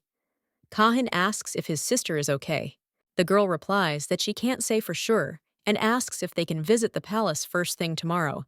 The guy asks if she's talking about the palace, and the girl replies that it is extremely unlikely that the court will prosecute Cast if he can help him, and in order to force them to act, it is necessary to directly appeal to the crown. And since he belongs to the nobility of the East, he can get an audience in the Ministry of Foreign Affairs of the crown. Now the guy says that he knows, but at that very moment, a representative enters the room, and he claims that he is pleased to meet Lord Kahin, and also claims that his name is Count Viente, and that he is a representative of the Crown's Ministry of Foreign Affairs. The young man with blonde hair says that he is pleased to meet you, and that his name is Kahin Lynette. The girl next to him is his friend, and she is there to help him. The young lady claims that her name is Ignat Ascalon, and the man claims that she must be the first daughter of Duke Luther, after which he congratulates her on her wedding. The girl thanks him, after which the man claims that the last time he saw her father was at a party, and it is quite obvious how much he cares about her, because he was so upset that she could not join the event and said that she did not like the party. That's why he is very happy to finally meet Duke Luther's beloved daughter. The girl thinks that he continues to gossip about her father, although an important guest is sitting in front of him, and he is one of those who prefers to kiss the feet of those he considers influential, and then she will use this to her advantage. The man claims that he keeps thinking about when the Duke will honor him with an invitation to his home. But the girl claims that he won't have to guess about it anymore, because if everything goes well today, she will personally remind her father to invite him, to which the man thanks her and asks to tell how he can be useful. Kahin claims that he is there for that, to accuse a local businessman of a crime. The man wonders if Sir really wants to sue. After all, he is afraid that such cases are usually handled by the imperial police. The girl understands that since they do not know which of Cast's people work in the departments, it is wiser to cast the net as wide as possible. The young lady then says that it is fine and asks if he will take them to the court in that case, because as far as she knows, it is he who controls the imperial police, and she also asks if the count should join them, because the matter is delicate, so they do not want it to be decided incorrectly. The man tells Her Highness that of course, and he will make sure that her question is considered with special care. They rejected because of the fact that he is connected with a foreigner. The main character asks if this is true, and says that she will definitely tell her father about the kindness he showed. A little while later, they are already heading to the office, and the girl understands that she will never allow those who allowed themselves to be bribed to hush up this matter. At this time, the man points to the general manager, after which he asks, "What do they owe to Count Viante?" The man then says that he hopes they are in good health. He also claims that he brought them a foreign guest who wants to press charges. The guy wonders if that's really true, after which the man whispers that this is the Duke's eldest daughter, and that she has recently become the Grand Duchess of Ascalon. The main character understands that she hears everything, and after that, the blonde turns to her with a smile on his face and asks how he can be of help. The girl points to a guy with blonde hair and claims that he is her friend, and he is from the East. Lord Kahin has only been in their country for a short time and has already become a victim of fraud. The blonde then asks who could have done such a thing, to which the girl replies that it was Cast Baron from the Baron Trade Association. Kahin claims that a few days ago he purchased several precious stones from this trading association, but upon receiving them, he realized that they were of much lower quality than described. After which, he also hands over the proof of purchase, and the main character looks at this guy's reaction. The blonde man at this time asks if the lady is sure that the transaction was made between her and the Baron Trade Association, After all, they cannot confirm this with this paper, and he is sure that the lady will not be able to prove the low quality of the precious stones she purchased. So unfortunately, she doesn't have enough evidence to bring charges, and the young lady understands that he is trying to protect the Barren Trade Association. His colleague at this time asks if they shouldn't at least investigate everything, and the main character thinks that he is right, especially considering that the request comes from a person of high nobility, because even if there is insufficient evidence, the standard procedure dictates that an investigation be started. The blonde says that they are well aware that the trade association enjoys the trust of the crown, and the young lady understands that he wants to hush up the matter without even examining it, and is clearly hiding something. The guy also adds that if the emperor finds out about this, there will be a big problem, and it would be best to first contact the trade association directly.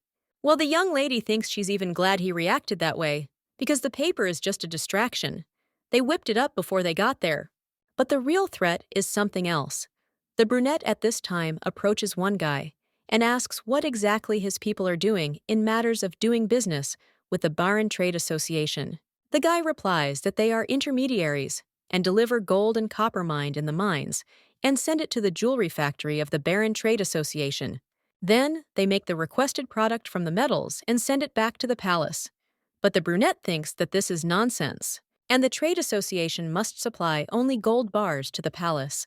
This guy really does look like a simple middleman who knows nothing about the details of the transaction in the palace. And the brunette informed the young lady that this was how it all happened. The girl said that it was clear and that something was really wrong there.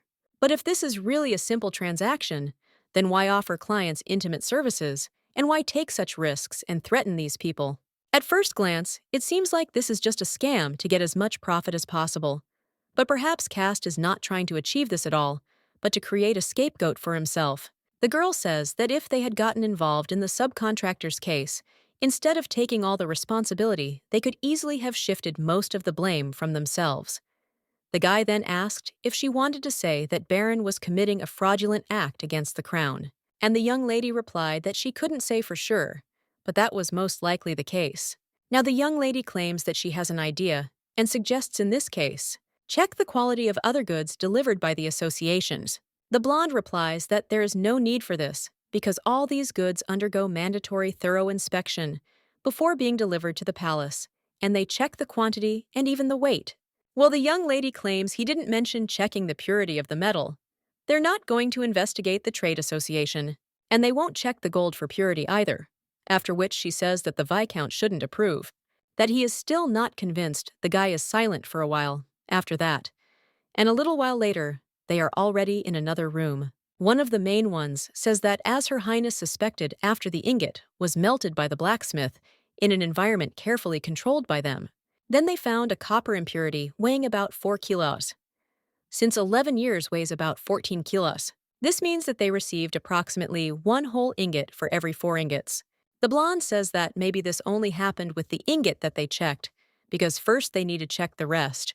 Well, the main character says that she won't agree, and it would be better for them not to waste any more time. And she wonders if he really needs time to cover up all the evidence. The man then tells her not to joke like that. After all, the head of security will immediately find the swindler responsible for this matter. The young lady understands that he decided to quickly tuck his tail between his legs in case he gets into trouble, and this is natural. At this time, the brunette says that they will immediately arrest the head of the trade association, after which the blonde asks for forgiveness and says that he meant only the one who is responsible for the gold. But the brunette replies that this transaction was carried out between the trade association and the crown, so all responsibility lies with the head of the association. The other man then says that he himself could not have said it better, and that such a matter cannot be treated with ceremony. The young lady at this time realizes that this officer seemed to have been just waiting for this opportunity. He may be a witness to the association's deceptive actions, or have personal scores to settle with caste, just like she does, or simply remains loyal to the crown. But in any case, it is to their advantage. However, we must not let down our guard yet. After all, she is sure that there are still a lot of people like the Viscount who will do everything to stop them, and perhaps the real battle is just beginning. A little while later, the young lady enters the Duke's carriage, and he asks how everything went. The girl replies that it was successful, and the police will soon arrive at the Costa estate, after which she bernays, wondering where Kahin is. And the girl replies that he is in the judicial department, and they need details of the testimony. She also says that we need to hurry to the nymph's refuge before word spreads. And the man who works at the restaurant, she is scared to imagine what he could do to the victims to hide evidence from the police. The Duke claims that he is sure that even among the police, there are those who were bribed by caste, and he is interested in whether they do not need to be personally present at the arrest. The girl replies that no, and everyone in the office witnessed this case, and influential but corrupt individuals will never sacrifice themselves. If they do something, the situation will only get worse for them. And besides, the head of the security department seemed to her to be a completely reliable person. But the brunette asks if this isn't the first time you've met him, to which you reply that yes, but time doesn't always matter when it comes to trust. After all, you can spend your whole life with someone without ever knowing their true essence. The brunette is surprised after this and remembers how the young lady's father beat her. That's why now he only puts his hand on the lady's head. And he claims that she should still be wiser and not trust people so easily. After all, there are many liars in the world. The young lady understands that his huge hand unexpectedly patted her head, a gesture that can be considered rude and condescending. The guy at this time believes that everyone has their own reasons, but the young lady interrupts him, and she says that she understood and will also be careful. The girl understands that this gesture did not seem like that to her, because she realizes that this is how the guy shows his sincere care and concern for hers. A little while later, the young lady is already near the restaurant, after which she nods towards the Duke, and he knocks down the door. But then he sees the guard lying down and asks what happened there. Looking at it, he claims that it looks like they've cut off all ties, and that there are more rats in the judicial department than he thought. There is a high probability that Caste Baron is also already on the run, after which the main character says that this cannot be, and then he immediately heads towards the women in the basement, but sees that they seem to be okay. The young lady then approaches one of them and asks how they did it since she came to help them. And also, there is no one there, so this is their chance to escape. But the girl with a sarcastic smile on her face asks if she really came to help. And isn't she the same girl who was screaming that it should be cleaner there, and that they should be looked after better? The young lady replies that she didn't mean to, and apologizes, because she had to say all this so that he would believe her. The girl then says that when this man lured them into a trap, he also pretended to be doing them a favor by offering them a job. So how do they know that she isn't planning the same thing? The young lady says that they can trust her, after which the girl is surprised at Ignet and says that they should just let them be freed. After all, she won't leave them there, and she also knows how terrible it feels to be left behind. The Duke at this time says that this guy had the key with him, but it is not there. The young lady then looks at him worriedly. Well, the Duke claims that he searched everywhere, but did not find any keys. Ignet asks what they should do, after which the brunette says that they will have to leave them there, but the girl says that no way, after which she understands that there must be an exit, and that this grate needs to be opened. At this time, the guy asks if the lady will fulfill his wish if he opens the grate. The main character asks if he knows how, but the brunette only tells her to promise first, after which Ignet promises him and tells him to open the grate. The guy then smiles, after which he says that he will do it without questions. He takes the sword in his hands and then swings it, and the bars fall to the floor. Ignet wonders if he just cut the metal door. The lady with red hair is surprised by this, and then leaves the cage altogether, and also thanks them, after which someone screams for them to leave quickly, and the girls thank her. Well, the main character thinks that they should wait, because she is sure that they saved everyone, but she doesn't know where Arbell is, and maybe she was never there. But then the main character thinks where she is.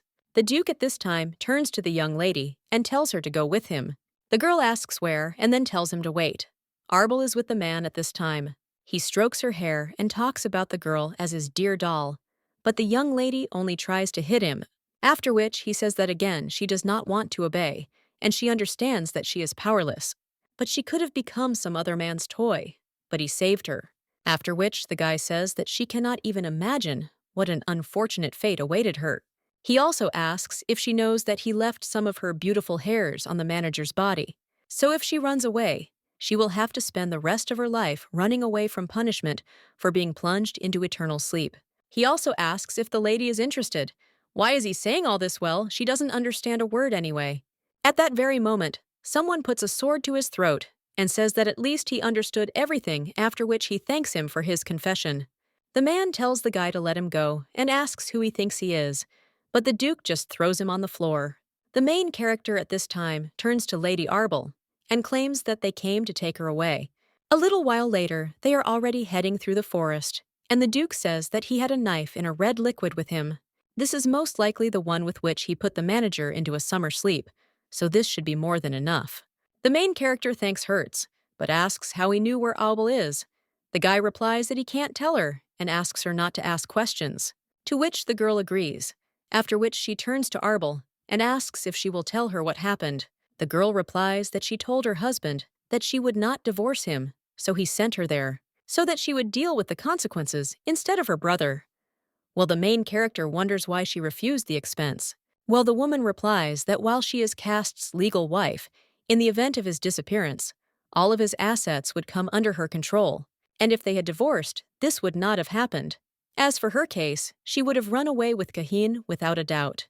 But her mind was filled with thoughts of those poor girls locked up. Of course, money would never compensate for the time they spent there and the pain they experienced. Well, she hoped that the money would help, at least somehow. The main character understands that for a moment, it seemed to her that Arbell had given up. But now she realized that for the sake of saving another person, she would gather courage and do anything. The girl at this time says that of course she wanted to repay Lady Agnete.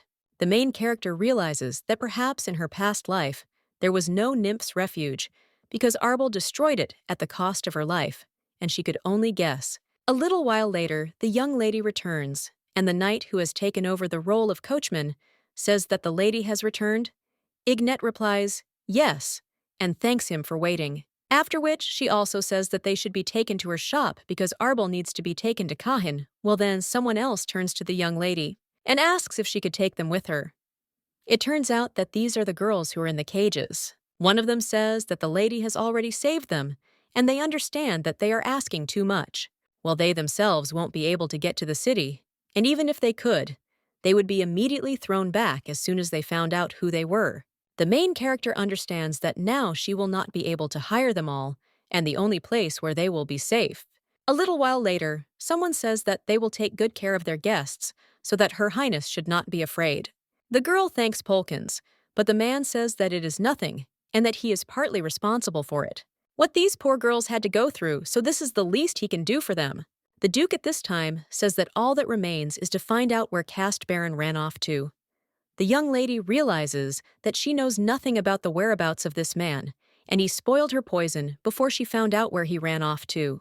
At that very moment, Isaac bursts into the room and cries out to Her Highness that Calvin found Casta Baron. The girl then asks how he did it, and the guy replies that you can find out in the character, that you won't find out anywhere. Calvin then says that he spent the whole night prowling around the area where the witness who saw Casta Baron lives. Well, there is one problem, and that is the place. A little while later, someone says that they will bring him immediately, and in the meantime, let the lady wait there. The main character asks if Hertz is really ready to stay, since he already helped her last night, and now this. The guy replies that his desires are at stake, so he has something to gain, and the girl shouldn't worry about him.